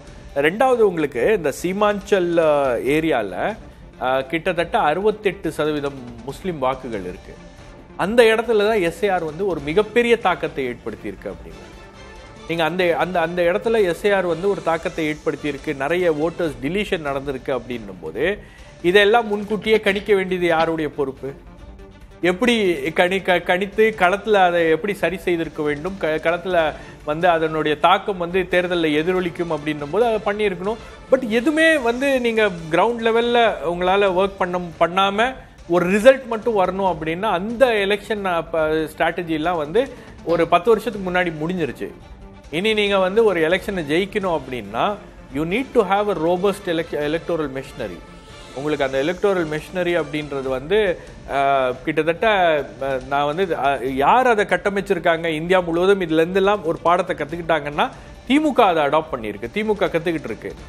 நீங்க 68,000 பூத் அப்படின்னா 68,000 பூத்துக்கும் பூத் ஏஜென்ட்ஸ் இருக்காங்க. அந்த 68,000 பூத் ஏஜென்ட்ஸையும் பாத்துக்கிறதுக்கு ஒரு 10-20 பேர் இருக்காங்க. கிட்டத்தட்ட நீங்க பாத்தீங்கன்னா ஒரு 3-4 லட்சம் பேர் வந்து பூத்தை மட்டுமே கண்காணிக்கிற அளவுக்கு பூத் ஆக்டிவிட்டிஸ் ரிலேட்டட் ஆக்டிவிட்டிஸை மட்டுமே பாக்குறதுக்கு ஆட்களை போட்டு வச்சிருக்காங்க. அதுல வந்து நீங்க ஒரு 2 லட்சம் பேர் வேலை பார்க்கலன்னு வச்சுங்க, மீதி 2 லட்சம் பேர் வேலை பார்த்தாலும் உங்களுக்கு அந்த டிசைட் ரிசல்ட். எலெக்ஷன் மிஷினரிய பாரதிய ஜனதா நார்த்ல எப்படி வச்சிருக்காங்களோ இங்க தமிழ்நாட்டுல திமுக வச்சிருக்கு. திமுக அதை காப்பி பண்ணி இருக்கு. நீங்க யோசிச்சு பாருங்க, திமுக மாதிரி ஒரு அமைப்பு ஒரு ஸ்ட்ராட்டஜி கம்பெனியை வந்து இன்டர்னலைஸ் பண்ணிட்டாங்க. அவங்களுடைய பார்ட்டியோட ஸ்ட்ரக்சருக்குள்ள கொண்டு வந்துட்டாங்க. மற்றவங்க எல்லாம் ஸ்ட்ராட்டஜிஸ்ட் ஹையர் பண்ணுவாங்க, அதுல இருந்து அவங்க கத்துக்கிட்டு காப்பி பண்ணி அதை இன்டர்னலைஸ் பண்ணிட்டாங்க. இப்போ ஒரு strategy company is part of DMK now. அப்ப அந்த மாதிரி ஒரு கட்டமைப்பை காங்கிரஸால ஏன் உருவாக்க முடியல? நீங்க கேசி வேணுகோபால் வந்து பிஜேபி காங்கிரஸோடைய ஒரு தெரிந்த முகம், நன்கு அறியப்பட்ட ஒரு தலைவர். யாருக்கு? கட்சிக்காரங்களுக்கு, மற்ற அரசியல் கட்சி தலைவருக்கு. பீகார்ல இருக்கிறவங்களுக்கு எப்படி தெரியும் கேசி வேணுகோபால் யாருங்க? கேசி வேணுகோபாலால எப்படி கனெக்ட் பண்ண முடியும் பீகார் மக்களோட? ஒரு கனெக்டை ஏற்படுத்தணும்ல. நீங்க இன்னைக்கு பிரதமர் மோடி பேசுறாரு அப்படின்னா பிரதமர் மோடி ஏற்படுகின்ற அந்த கனெக்டை வந்து ராகுல் காந்தியால ஏற்படுத்த முடியல. நீங்க பிரசாந்த் கிஷோரால ஏன் அந்த கனெக்டை ஏற்படுத்த முடிகிறது அப்படின்னா பிரசாந்த் கிஷோர் அந்த மண்ணின் மைந்தர், அந்த லாங்குவேஜ பேசுறாரு. நான் என்ன லாங்குவேஜ பேசுறேனோ அதே லாங்குவேஜ் அவர் பேசுறாரு. நான் என்ன கேட்கணும்னு விரும்புறேனோ அதை பேசுறாரு. அப்ப அந்த லாங்குவேஜ், அந்த விஷயங்களை எல்லாம் வந்து பேச காங்கிரஸ் ஏன் தவறுகிறது? அப்ப அவங்களுடைய பிளானிங்லயே ஏதோ ஒரு பிரச்சனை இருக்கு அப்படின்னு. காங்கிரஸ் தவறுனாலும் தேஜஸ்வி மண்ணின் மைந்தர் தானே அவர். கரெக்ட், அவர் பண்றாரு. இதான் நீ காம்ப்ளிமெண்ட் பண்ணணும்ல, நீங்க அதற்கு வலு சேர்க்கணும்ல. நீங்க டெல்லியில என்ன நடந்துச்சு? டெல்லியில ஆம் ஆத்மி கட்சி மட்டும் தனியா ஃபைட் பண்ற மாதிரி இருந்துச்சு. நீங்க கூட்டணியில வந்து 24ல இருந்தாங்க கூட்டணியில. பட் என்னாச்சு? அதுக்கப்புறம் வந்து பிரிஞ்சுக்கிட்டாங்க. நீங்க ஒன்னா சேர்றீங்க, பிரியுறீங்க அப்படின்ற மாதிரி தானே. நாம எல்லாம் வந்து இன்னொன்னு ஆக்சுவலா பாத்தீங்கன்னா இன்னொரு ஒரு 15-20 சீட்ல மகாகட்பந்தனுக்கு எதிரான கேண்டிடேட்ஸ் வந்து அதே கூட்டணியில இருந்து வெளியே போனவங்க எல்லாம் நிக்கிறாங்க. ஓகே, அதுவும் வந்து உங்களுக்கு ஒரு பெரிய பிரச்சனை. அந்த மாதிரி நீங்க ஒரு க்ளோஸ் எலெக்ஷன் லோக்கலா கிரவுண்ட்ல தாக்கத்தை ஏற்படுத்தல. இப்பவே இவங்க இவ்வளவு பிரச்சனை பண்ணிட்டு இருக்காங்க. நாளைக்கு ஆட்சிக்கு வந்தாங்கன்னா எப்படி இருக்கும்? நீங்க அந்த ஒரு பிம்பம் வந்து ஒரு ஆப்டிக்ஸ் இருக்கு இல்லையா, ஒரு பிம்ப கட்டமைப்பு அப்படி இருக்கு இல்லையா, அது வந்து தேர்தலுக்கு முன்னாடி நீங்க ஜெயிக்கிறீங்களோ இல்லையோ, நாம ஜெயிக்கிறோம் அப்படின்ற அந்த பிம்பத்தை கட்டமைக்க வேண்டியது ஒரு ரொம்ப முக்கியமான ஒரு விஷயம். நீங்க அது பண்ண ஆரம்பிச்சீங்கனாலே உங்களுக்கு வந்து நீங்க ஒரு 40% எலெக்ஷனை ஜெயிச்சிட்டீங்கன்னு அர்த்தம். மீதி 60% is depends on your activity. ஒரு இன்ட்ரெஸ்டிங் பாயிண்ட் பார்க்கணும். Sorry to disturb.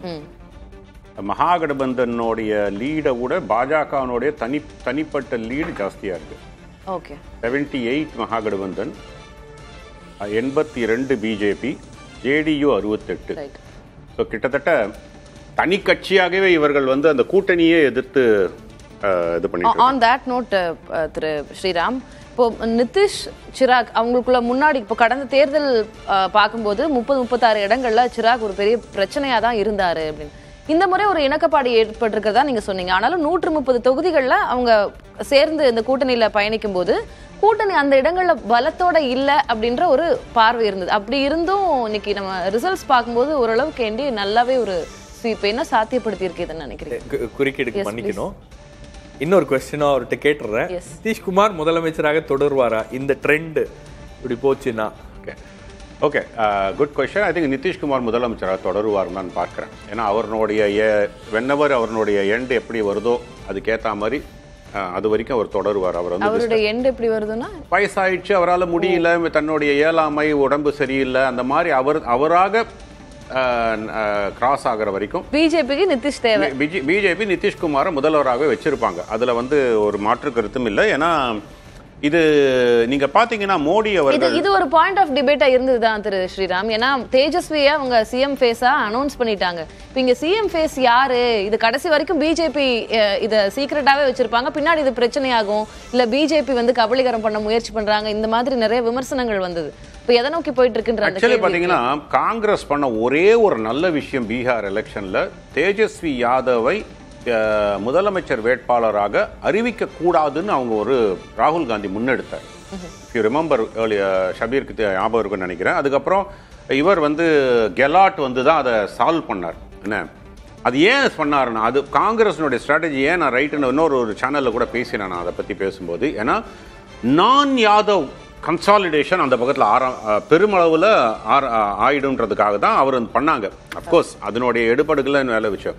இங்கே வந்து பார்த்தீங்கன்னா நிதிஷ்குமாரை கண்டிப்பாக இவர்கள் முதலமைச்சர் கேண்டிடேட்டாக தான் வருவாங்கன்ட்டு இது வந்து வெளியில் பப்ளிக்காக சொல்லலைன்னா கூட பார்ட்டிக்குள்ள பேசப்படும் போது அவர்களுக்கு அந்த உத்தரவாதத்தை கொடுத்திருப்பாங்க. ரைட், பட் வெளியில அது பப்ளிக்கா சொல்லப்படாததுக்கான ஒரு காரணம் இருக்கும்ல.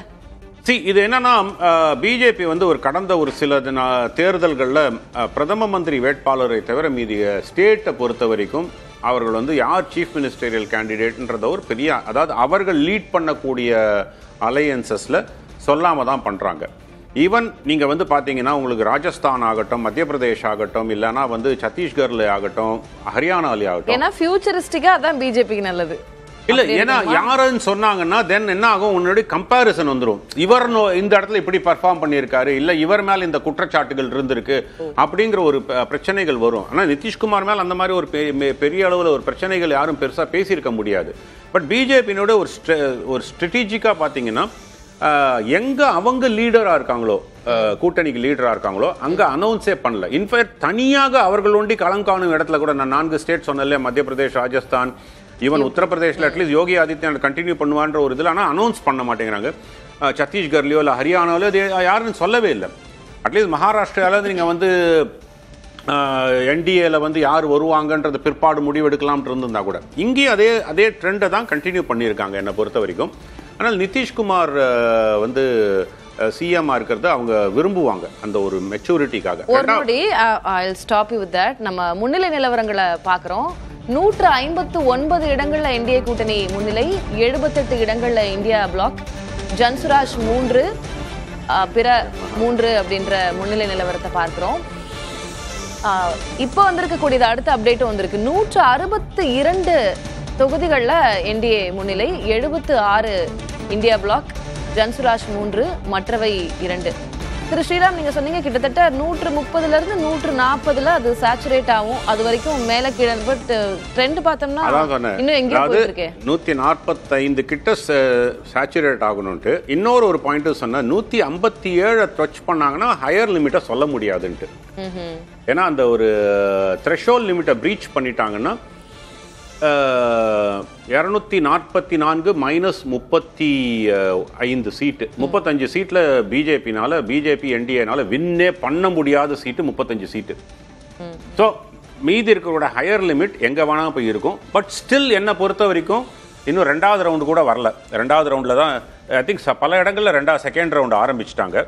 ஸோ அதனால செகண்ட் ரவுண்டில் வந்து பார்த்தீங்கன்னா நீங்கள் வந்து எலெக்ஷன் கமிஷனுடைய டேட்டாலேயே கூட பார்த்தீங்கன்னா கிட்டத்தட்ட 25 காமிக்குது. இல்லை, எலெக்ஷன் கமிஷன் சைட்ல 80 லீடு காமிக்கிறாங்க. அதுல கிட்டத்தட்ட 55 கிட்ட பிஜேபி என்டிஏனுடைய லீடு வருது. ராஷ்டிரிய ஜனதா தள் 18, காங்கிரஸ் 3 வருது. கிட்டத்தட்ட வந்து பாத்தீங்கன்னா 21 வரைக்கும் தான். 80ல 21 மைனஸ் மீதி எல்லாமே வந்து 60 சீட்டு. இப்ப நம்ம பார்த்துட்டு இருக்கக்கூடிய நம்பர்ஸ் அப்படின்றது திரு ஷபீர், of course இன்னும் அது இது காலத்துல நீங்க வந்து see your representative அங்க இருக்காங்க. அது நம்ம இன்னும் நமக்கு ஒரு சில சுற்றுகள் இருக்கு. நம்ம ஒரு 11 மணி 12 மணி வாக்குல தான் நமக்கு தெரியும் அப்படின்னாலும் கூட எக்ஸிட் போல் ரிசல்ட்ஸ் அடிப்படையில் மேக்ஸிமம் நம்பரே வந்து ஒரு சிலதுல 140, 145, 138, 159 அப்படிதான் இருந்தது. ஒரு 2 நிறுவனங்கள் தான் 170, 160 கொடுத்துருந்தாங்க. But the numbers that we see now 162 NDA cross ஆயிருக்கு. இது கடந்த தேர்தல் மாதிரி ஒரு சின்ன டிஃபரன்ஸ்ல 0.03% டிஃபரன்ஸ்ல 12,000 13,000 ஓட் டிஃபரன்ஸ் மாதிரி இல்லாம இந்த முறை ஒரு பெரிய ஸ்வீப்பே வருவதற்கான வாய்ப்பு இருக்கோ? இல்ல, இது முன்னணி நிலவரம் தான். நான் இப்ப இருக்கிற ட்ரெண்ட் வச்சு நம்ம பேசுவோம். இப்ப நம்ம வந்து ஒரு ட்ரெண்ட் கிளியரா இருக்கு. ட்ரெண்ட் வந்து எக்ஸிட் போல் சொன்ன trend BJP has an edge. பிஜேபிக்கு வாய்ப்புகள் அதிகமாக இருக்கிறது. அதுதான் வந்து உங்களுக்கு இந்த ட்ரெஜெக்டரி போறது அப்படிதான் காமிக்குது. உங்களுக்கு பிஜேபியோட பெர்ஃபார்மன்ஸ் வந்து என்டிஏவோட பெர்ஃபார்மன்ஸ் வந்து ஒவ்வொரு தொகுதிகளிலும் எவ்வளவு வாக்கு சதவிகிதங்கள்ல எவ்வளவு வாக்கு சதவீதத்துல வெற்றி பெற்றிருக்காங்க அப்படின்றத நம்ம இனிமேல் தான் தெரியும். அந்த ட்ரெண்ட் வந்து கிளியரா தான் இது. If it holds like this, இப்படியே அது தொடர்ச்சி அப்படின்னா உங்களுக்கு வந்து இது ஒரு major victory, major sweep for NDA அப்படின்றதான் போய் நிற்கும்.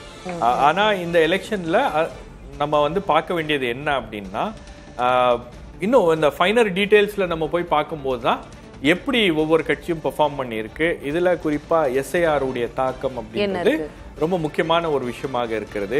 பெண்களுடைய வாக்குகள் அப்படின்னும் போது அது எந்த பக்கம் பெண்களுடைய வாக்குகள் போயிருக்கு அப்படின்றதெல்லாம் வந்து எல்லாமே இன்னும் அனலைஸ் பண்ணும்போது தான் நமக்கு தெரியும். ஏன்னா பீகார் தேர்தல் முடிவுகள் ஏன் வந்து முக்கியமானது அப்படின்றதுக்கு நம்ம ஆரம்பத்தில் பேசினது தான். இது வழக்கமான தேர்தல் கிடையாது. இது வந்து ஒரு என்டையர் மெஷினரியை வந்து ரீசெட் பண்ணதுக்கு அப்புறம் நடந்திருக்கக்கூடிய ஒரு தேர்தல் அப்படின்னும் போது இந்த ரிசல்ட்ஸ் உடைய தாக்கம் எப்படி இருக்கும், இந்த ரிசல்ட்ஸ் இப்படி வந்ததுக்கான காரணங்கள் என்ன அப்படின்றத நாம அனலைஸ் பண்ண வேண்டியது இருக்கு. ரெண்டாவது, உங்களுக்கு பிஜேபியோட ஸ்ட்ராட்டஜி ஒர்க் அவுட் ஆயிருக்கு. நீங்க 101 சீட்ஸ் பிஜேபி, 101 சீட்ஸ் ஜேடியோ அப்படின்னும் போது பிஜேபியுடைய முன்னிலை நிலவரங்களை பற்றி பார்க்கும்போது கிட்டத்தட்ட 80 சீட்ஸ்ல அவங்க வந்து முன்னிலை வகிக்கிறாங்க.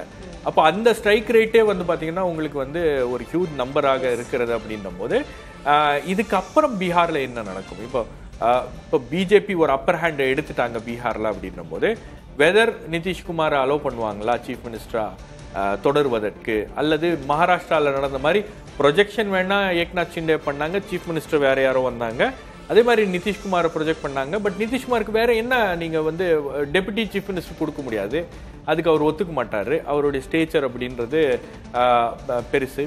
அப்போ ஒரு பர்சனல் ரிலேஷன்ஷிப்ல அவரை தொடர விட்டுட்டு அல்லது மேபி அவரை வந்து என்டிஏக்கு கன்வீனர் இருக்காங்களா இப்ப இல்லன்னு நினைக்கிறேன். சந்திரபாபு நாயுடு இல்லையே, போன இதுல சந்திரபாபு நாயுடு இப்ப என்டிஏ கன்வீனர் இல்ல. மேபி அவரை வந்து ஏதாச்சும் வேற ஒரு பிகர் பொசிஷனுக்கு எடுத்துட்டு வந்து ஏதாவது அட்ஜஸ்ட் பண்ணுவாங்களா என்னன்னு, இல்ல 2.5 years நிதிஷ்குமார் 2.5 years பிஜேபி அப்படின்ற மாதிரி ஒரு நிலைமை வருமா அப்படின்றதெல்லாம் நம்ம பார்க்கணும். காங்கிரஸ் இதெல்லாம் கணிச்சாங்களோ இல்லையோ, ஷபீர் கரெக்டா கணிச்சிருக்கீங்க.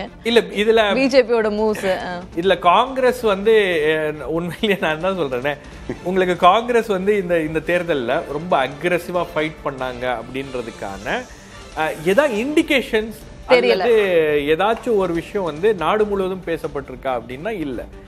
திடீர்னு ராகுல் காந்தி வராரு, ஒரு பிரஸ் கான்ஃபரன்ஸ் நம்ம தொடர்ந்து பேசலாம். போயிட்டு இருக்கு. தேர்தல் முடிவுகள் தொடர்பான ஒரு அண்மை செய்தி இருக்கு, நம்ம அதை பார்த்துட்டு தொடரலாம்.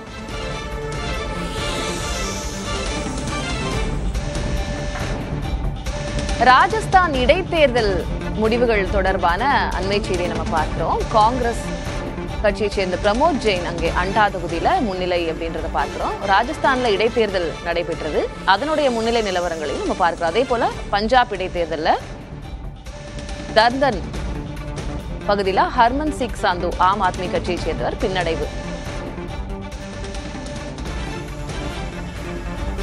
தெலங்கானா இடைத்தேர்தல் ஜூப்ளி ஹில்ஸ் தொகுதியில காங்கிரசின் நவீன் யாதவ் முன்னிலை பெற்றிருக்கிறார்.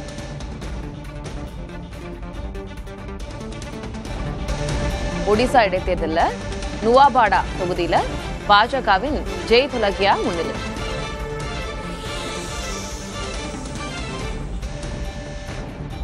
ஜம்மு காஷ்மீர்ல பை எலெக்ஷன் நடந்தது. நக்ரோட்டா தொகுதியில தேவ்யானி ராணா பாஜகவை சேர்ந்த வேட்பாளர் முன்னிலை பெற்றிருக்கிறார்.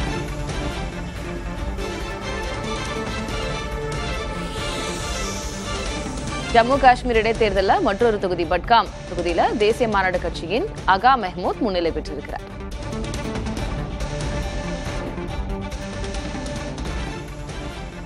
தொடர்ந்து பீகார் தேர்தல் முடிவுகள், அதனுடைய முன்னிலை நிலவரத்தை பார்த்து வருகிறோம். தற்போது வரைக்கும் நமக்கு கிடைத்திருக்கக்கூடிய முன்னிலை நிலவரம் என்பது 162 இடங்கள்ல தொகுதிகள்ல என்டிஏ கூட்டணி முன்னிலை பெற்றிருக்கிறது.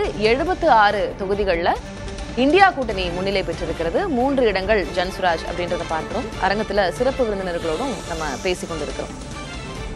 திரு ஸ்ரீராம், இந்த முறை பெண்களுடைய வாக்குகள் ஒரு முக்கியமான ரோல் பிளே பண்ணியிருக்கோம் அப்படின்றத பத்தி நம்ம தொடர்ந்து பேசிக்கிட்டு இருக்கோம்.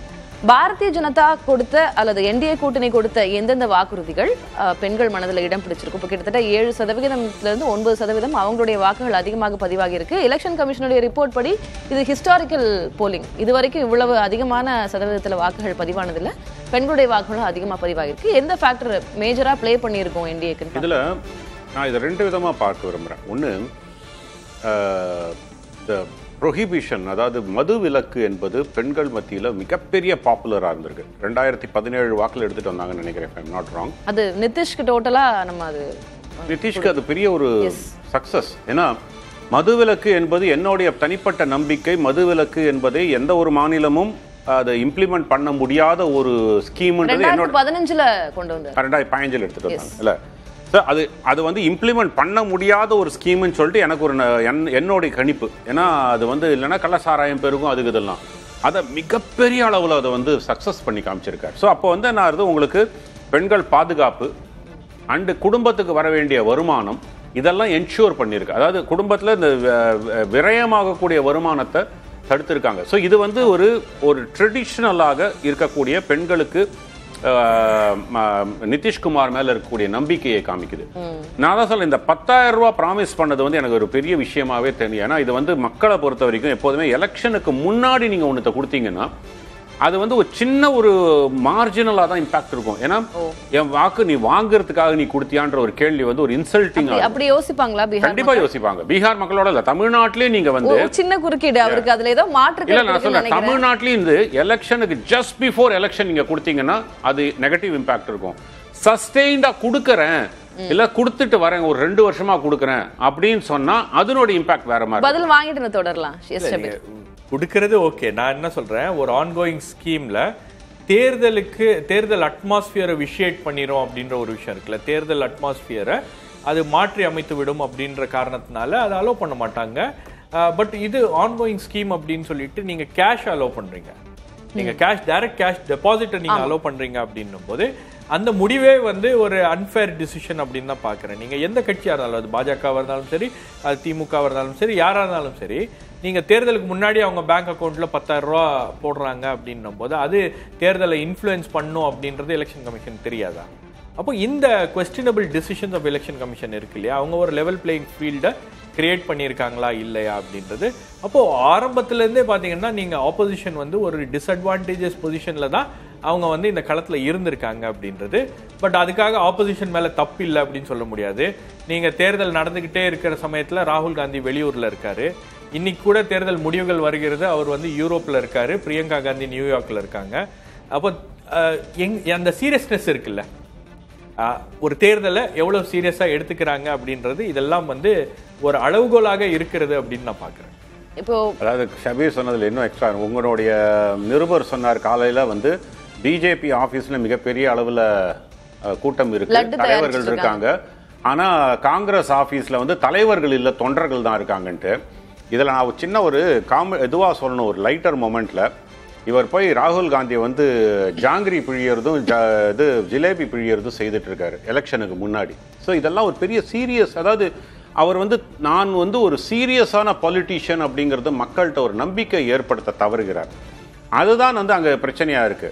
கடைசியில் இப்போ இவர் என்ன பண்ண போறாரு, நம்ம தேஜஸ்வி யாதவ் கவுண்டமணி செந்தில்கிட்ட கேட்ட மாதிரி உன்னை யாரா அந்த ஜாங்கிரி கொடுக்க சொன்னதுன்னு ஒரு படத்துல சொல்றான். அந்த மாதிரி வந்து உன்னை யாரு, அதுல இருந்து நம்ம இல்லைங்க சொல்றேன், அதுதான் நிலைமையா ஆக போகுது. ஓகே, ஏன்னா கிட்டத்தட்ட உங்களுக்கு காங்கிரஸ் தான் வந்து உங்களுடைய மிகப்பெரிய ஒரு வீழ்ச்சிக்கு காரணமா இருக்கு, ஆர் இந்த ஸ்லைடிங் விக்டரிக்கு ஆர் ட்ரெண்டுக்கு காரணமா இருக்கு. இப்போ நம்ம வந்து ட்ரெண்டுன்னு தான் சொல்லணும், ஏன்னா 150 160 அந்த மாதிரி இதில் போகும்.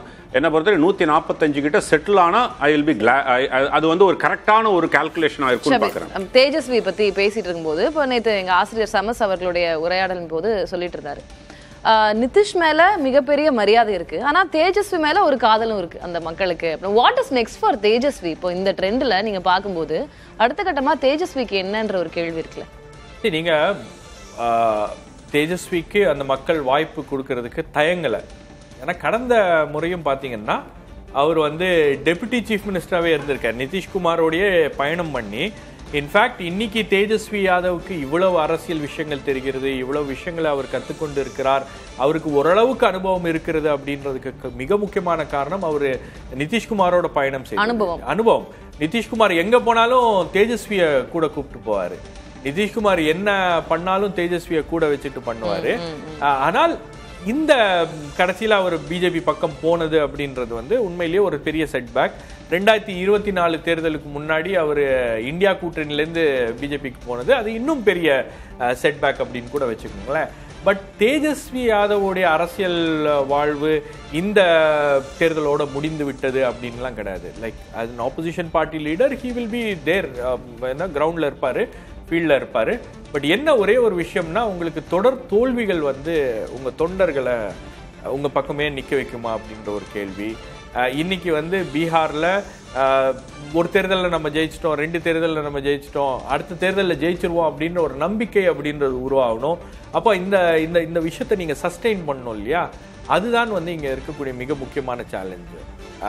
ஸோ பிஜேபி இந்த இடத்துல பல விஷயங்களை பண்ணி அங்கே இருக்கிற எம்எல்ஏக்களை விலைக்கு வாங்கலாம், அல்லது எம்எல்ஏக்களை ஆப்ரேஷன் லோட்டஸ் அப்படின்வாங்க, அது ஏதோ வந்து பெருசாக லீகலைஸ் பண்ணி நடக்கின்ற ஒரு விஷயமாக அதை பண்ணி எம்எல்ஏக்களை வந்து அங்கேருந்து வேற வேற ஒரு ஒரு 10 எம்எல்ஏ வேற டிபேட் இல்ல, வேற டிபேட்ல எல்லாமே எலெக்ஷன் தான், எல்லாமே வந்து ஒரு தேர்தலுக்காக ஆட்சியை வலுப்படுத்துவதற்காக அவங்க பண்ற விஷயங்கள்.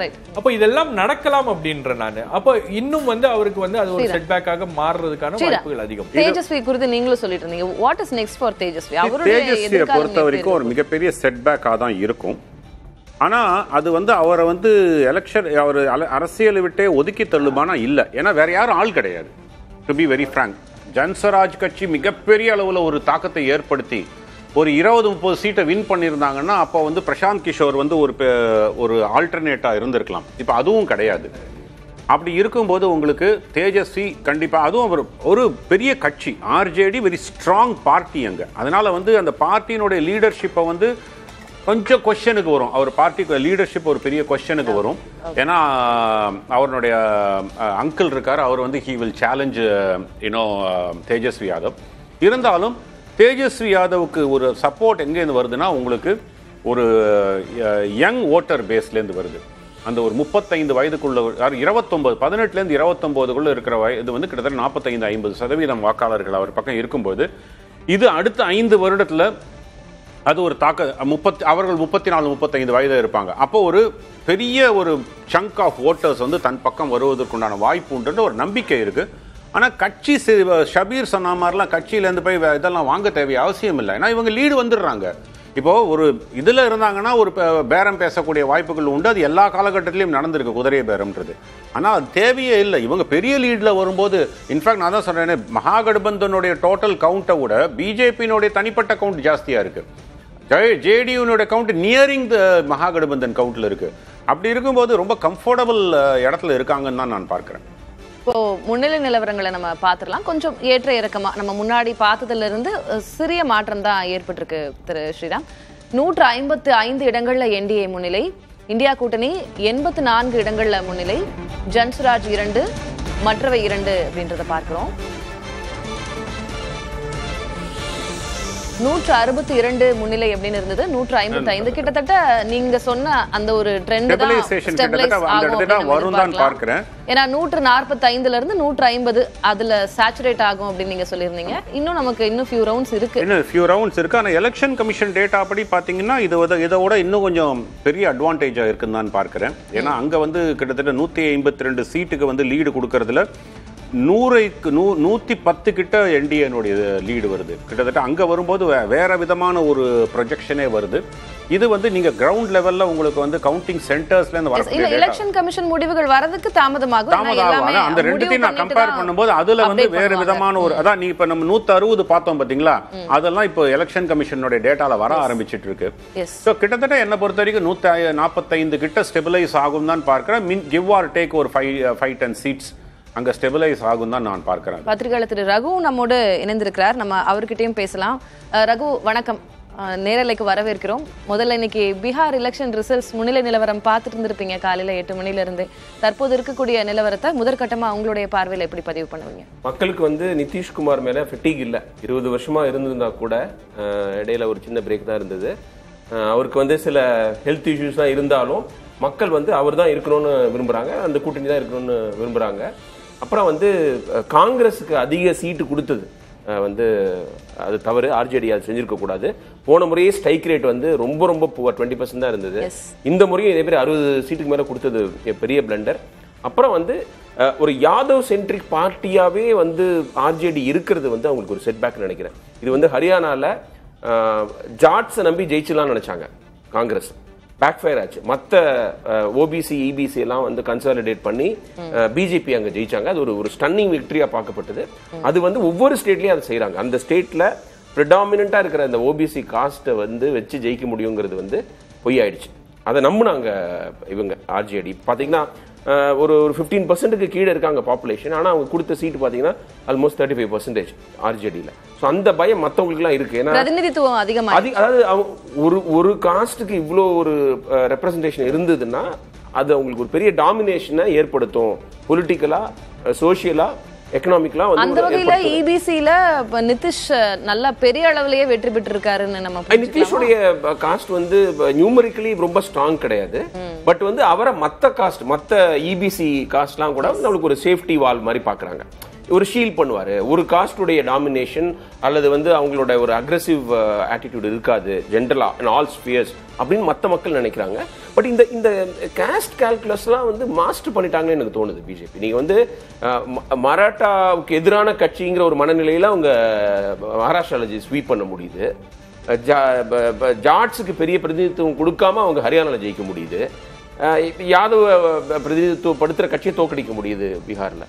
இதெல்லாம் வந்து நம்ம பிஜேபிக்கு இருக்கிற அந்த பொலிட்டிக்கல் அக்யூமெண்ட் தான் சொல்லி ஆகணும். அவங்க வந்து தலித்ஸ் வந்து நீங்க இந்துத்துவ ஐடியாலஜிக்கு தலித்ஸ் வந்து அகேன்ஸ்டா தான் இருந்தாகணும். அம்பேத்கரை அவங்க அப்ராப்ரியேட்டே பண்ண கூடாது. ஏன்னா அவர் வந்து நான் இந்துவாவே இருக்க மாட்டேன்னு சொன்னவரை வந்து ஒரு இந்துத்துவ கட்சியை வந்து அப்ராப்ரியேட் பண்ண முடியாது இல்லையா. தலித் வந்து பை நேச்சர் அவங்க அதிகமாக அவங்களுக்கு எதிராக இருக்கணும். ஆனால் பார்த்தீங்கன்னா ஒவ்வொரு ஸ்டேட்லையும் அவங்களையும் உங்களால் வந்து கன்சாலிடேட் பண்ண முடியுது, அந்த என்ஜினியரிங் பண்ண முடியுது அப்படிங்கிறது வந்து அவங்களோட எலக்ட்ரல் இதுக்கு எஃபிஷியன்சி. அதை வந்து நீங்கள் அவங்களுடைய ஐடியாலஜி பிடிக்காத ஆட்களும் அதை ஒத்துட்டு தான் நினைக்கிறேன். இப்போ இதை தாண்டி ஃபார்வர்ட் காஸ்ட் அந்த சமுதாயம் இருப்பாங்க இல்லையா, அவங்கள கொஞ்சம் பேர் காங்கிரஸ்க்கு போகிறதுக்கு ஓட் பண்ணுறதுக்கு வாய்ப்பு இருக்கு, பாரதிய ஜனதாக்கு ஓட் பண்றதுக்கு வாய்ப்பு இருக்கு. இப்ப அந்த வாக்குகளையும் எப்படி என்டிஏ அதுல வந்து காங்கிரஸ் ரேஸ்லயே இல்ல. ஓ என்ன பொறுத்த வரைக்கும் அந்த ஃபார்வர்ட் காஸ்ட்ங்கிறது வந்து ஒரு ஆன் பிளாக்கா வந்து பிஜேபிக்கு தான் போடுறாங்க. அது ஆக்சுவலா பீகார்ல அது சிக்னிஃபிகன்ட் பெர்சன்டேஜ் கிடையாது, around 10, not as significant as it is in UP. அங்க இன்னும் கொஞ்சம் அதிகமா இருக்காங்க. இது இருந்தாலும் அதுல வந்து இவங்க ரேஸ்ல இல்லை, அவங்களோட கம்பீட் பண்ண முடியாது. இன்னொன்னு பாத்தீங்கன்னா திலகா, நீங்க காங்கிரஸ் வந்து எலக்ட்ரலி சக்சீட் ஆன மாநிலங்கள்ல பெரிய ரீஜனல் பார்ட்டிஸ் வந்து ஒரு வலு இல்லாம இருந்தாங்க, அதில் வலு இழந்துகிட்டு இருந்தாங்க. பிஆர்எஸ் வலு இழந்தாங்க தெலுங்கானால, அதே மாதிரி ஜேடிஎஸ் வந்து வலு இழந்தாங்க கர்நாடகால. ஆனா காங்கிரஸ்ல ஒரு ஒரு ஒரு பாப்புலர் லீடர் இருக்கிறாங்க அங்க.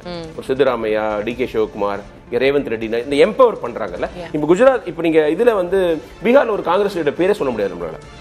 So local empowerment of leaders வந்து நடந்தாகணும்.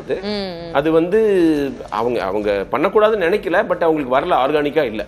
ஏற்கனவே 2 பாப்புலர் லீடர்ஸ் தேஜஸ்வி யாதவும் நிதிஷும் இருக்கிறதுனால 3வது ஆளுக்கு வாய்ப்பு இல்லையோ என்னன்னு தெரியல. பட் அதை வந்து காங்கிரஸ் செஞ்சாகணும். எல்லா டெசிஷன் மேக்கிங்கும் டெல்லியிலேருந்து பண்ணா கூட அங்க லோக்கல்ல யாராவது ஒரு முகத்தை காமிக்கணும். அந்த மாதிரி காமிக்கிறதுக்கு ஆள் இல்லை. இப்போ இந்த ரெட்ரோஸ்பெக்ட் ரெவ்யூ பண்ணும்போது தேஜஸ்வி வந்து காங்கிரஸ்க்கே இவ்வளோ சீட்டு கொடுத்தோம், டிஎம்கே வந்து 2016 நினைச்சுக்கிட்ட மாதிரி தான் அவங்களும் அங்க நினைப்பாங்கன்னு தோணுது எனக்கு. அது ரொம்ப அஃபெக்ட் பண்ணிருக்கு. இப்போ இங்க டிஎம்கே அதுல சுதாரிச்சுட்டாங்க, ஆனா அங்க பீகார்ல இந்தியா பிளாக்ல தேஜஸ்வி டிவிகே காமிச்சு அவங்க இன்னும் கொஞ்சம் அதிக சீட்டு வாங்கலாம்னு பாக்குறாங்க. அவங்க கூட சொல்லலாம் அவங்களுக்கு 25 அதிகம் வேணா போய்ங்கன்னு திமுக சொன்னாலும் சொல்லிடலாம். தட் அசைட் நீங்க வந்து எனக்கு வந்து இன்னொரு ஒரு பர்சனலா வந்து சிபிஎம் லிபரேஷன் வந்து மக்களுடைய அரசியலை பேசினாங்க, மக்களுக்காக போராட்டம் பண்ணாங்க. அக்ரேரியன்ஸ் சொசைட்டிலேருந்து கேண்டிடேட்ஸ் எடுத்தாங்க. அவங்க போன முறை 12 சீட்ஸ் எடுத்துருந்தாங்க, இப்போ 1/3 குறைஞ்சிருக்கு. அது வந்து இந்த தீபங்கர் பட்டாச்சாரியோட பார்ட்டி. அது கொஞ்சம் எனக்கு பர்சனலாக கொஞ்சம் வருத்தமாக இருக்குது. ஏன்னா வந்து அவங்க எல்லாமே வந்து இதுமாரி ஒரு கார்பரேட் அரசியல் செய்யாமல் மக்கள் அரசியலை வந்து அவங்க ஒரு புரட்சிகர அமைப்பாக இருந்தாலும் இப்போ ஜனநாயகத்தில் இணைஞ்சு பணியாற்றிட்டு இருந்தாங்க. அவங்களுக்கு மிகப்பெரிய செட்பேக். ஏன்னா போன 2020 அவங்களோட ஸ்ட்ரைக் ரேட் எக்ஸ்ட்ரானரியாக இருந்தது. ஈவன் பார்லிமெண்ட் எலெக்ஷன்லையும் they had done really well 2024. இப்போ வந்து பெரிய செட்பேக் அடைஞ்சிருக்கிறாங்க. மேபி காங்கிரஸுக்கு கொடுத்த சீட்லாம் அவங்களுக்கு இன்னும் கொஞ்சம் கொடுத்துருக்கலாம்னு தோணுது. இப்போ காலையில இருந்து பேசிட்டு இருந்தோம் திரு ஸ்ரீராம் அவர்களை. நம்ம பீகார் எலெக்ஷன்ஸ் பொறுத்த வரைக்கும் ஒவ்வொரு முறையும் அங்க கான்டெம்பரரி இஷ்யூஸ் என்னவோ, எது அந்த காலகட்டத்தினுடைய பிரச்சனைகளோ அதெல்லாம் பேசப்படும், அதெல்லாம் தான் அந்த தேர்தல் முடிவுகள்ல வெளிப்படும் அப்படின்றத பார்த்துட்டு இருந்தோம். நீங்க அமர்வு தொடங்கி இருக்கிறதுனால கேட்கிறேன், இந்த முறை பீகாரினுடைய எந்த பிரச்சனைகள் எவையெல்லாம் இந்த தேர்தல் முடிவுகள்ல தாக்கத்தை ஏற்படுத்தி இருக்கு, இப்ப நீங்க பார்க்கக்கூடிய நம்பர்ஸ்ல தாக்கத்தை ஏற்படுத்தி இருக்குன்னு நினைக்கிறீங்க? ஒரு ஜெனரல் ஸ்டெபிலிட்டி.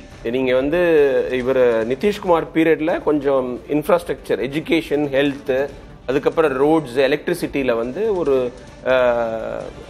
ஒரு ஒரு முன்னேற்றம் ஏற்பட்டிருக்குன்னு மக்கள் நினைக்கிறாங்க. அதை விட ஜென்ரலா வந்து ஒரு ஒரு ஒரு பீஸ்ஃபுல்லான சுச்சுவேஷன் நிலவிக்கிட்டு இருக்கு. ஒரு பெரிய குண்டாகிரி இல்லை, ஒரு காஸ்ட்டுக்கு வந்து ஒரு பெரிய பொலிட்டிக்கல் டாமினேஷன் இல்லைங்கிறதே மக்கள் விரும்புகிறாங்கன்னு தோணுது. அபவ் ஆல் அந்த ஒரு 10,000 டிரான்ஸ்ஃபர் ஜென்ரலாக நிதிஷ்க்கு வந்து ப்ரோ விமன் இமேஜ் இருக்கு. அது வந்து நிறைய பேர் நாங்கள் கேம்பெயினை கவர் பண்ண போனவங்களுடைய பேட்டிகளே தெரிஞ்சுது. யாருக்குமே வெறுப்பு இல்லை அவர் மேலே. அவருக்கு வந்து இப்போ கொஞ்சம் கடைசியாக கொஞ்சம் மறதி பிரச்சனை இருந்தது. ஒரு பப்ளிக்கா ஒரு மேடைகள்ல வந்து கொஞ்சம் விசித்திரமா பிஹேவ் மரியாதை எந்த வகையிலையும் குறைக்கல. ஏன்னா ஜெனரல் ஸ்டெபிலிட்டி. நம்ம வந்து அந்த ஜங்கிள் ராஜ் தாண்டி பல வருடங்கள் கடந்து வந்தா கூட மக்களுக்கு அதுக்குள்ளார திரும்பி போயிடக்கூடாதுங்கிற ஒரு பயம் இருக்கிற மாதிரி தோணுது. ஒரு ஜெனரலா இவர் எக்ஸ்ட்ரானரியா பண்ணலன்னா கூட மோசமா பண்ணலப்பா, இவர் ஓகேப்பா அப்படின்னு நினைக்கிற மனநிலை தான் மக்கள்கிட்ட இருக்கிறதா எனக்கு தோணுது. அப்புறம் நீங்க மோடியோடைய அந்த இமேஜை பார்க்கணும். அவருக்கு ஒரு ஸ்டேட்ஸ்மேன் மாதிரி ஒரு image, whether we like it or not இருக்குது. நான் வந்து இப்போ மும்பைக்கு போகும்போது பீகார்லேருந்து யூபிலேருந்து வர கேப் டிரைவர்ஸ்லாம் பேசுவேன். அவங்க வந்து அவர் இதுக்கெல்லாம் தாண்டி அவர் வந்து ஒரு தேசத்தை நாட்டை பாதுகாக்கிறவங்கிற மாதிரி ஒரு இமேஜ் இருக்குது. அது ஒர்க்கிங் கிளாஸ் பீப்புள்கிட்ட. அது நம்ம ஒரு middle class upper caste people மட்டும் கிடையாது, ஒர்க்கிங் கிளாஸ் பீப்புள்கிட்டயும் அந்த ஒரு இமேஜ் இருக்கு, மோடிஜி இருக்காரு அப்படின்னு சொல்லிட்டு. அது வந்து பீகார்ல உதவி செய்தது. அது டபுள் என்ஜின் சர்க்காரா ஒர்க் ஆகுதோ இல்லையோன்னு தெரியல. ஆனா வந்து எலெக்ஷன்ல வந்து ஒரு ஸ்ட்ராங் லோக்கல் லீடர் நிதிஷ், ஒரு ப்ரூவன் லீடர், 20 வருஷம் இருந்த லீடர், இன் அடிஷன் மோடியோடைய ஒரு ஸ்டேட்ஸ்மேன் மாதிரி இமேஜ் உதவி செய்து நினைக்கிறேன். நம்ம இனி அடுத்தடுத்த அமர்வுகளையும் தொடர்ந்து பேசலாம். ரகு, நீங்க இணைஞ்சிருங்க. திரு ஸ்ரீராம், உங்களுக்கு நன்றி, இந்த அமர்வுல பங்கு கொண்டீங்க, நிறைய இன்சைட்ஸ் பேசியிருக்கீங்க, நன்றி. இனி தொடர்ந்து தேர்தல் முடிவுகள் தொடர்பான அண்மை செய்திகளை அடுத்தடுத்து பார்க்கலாம்.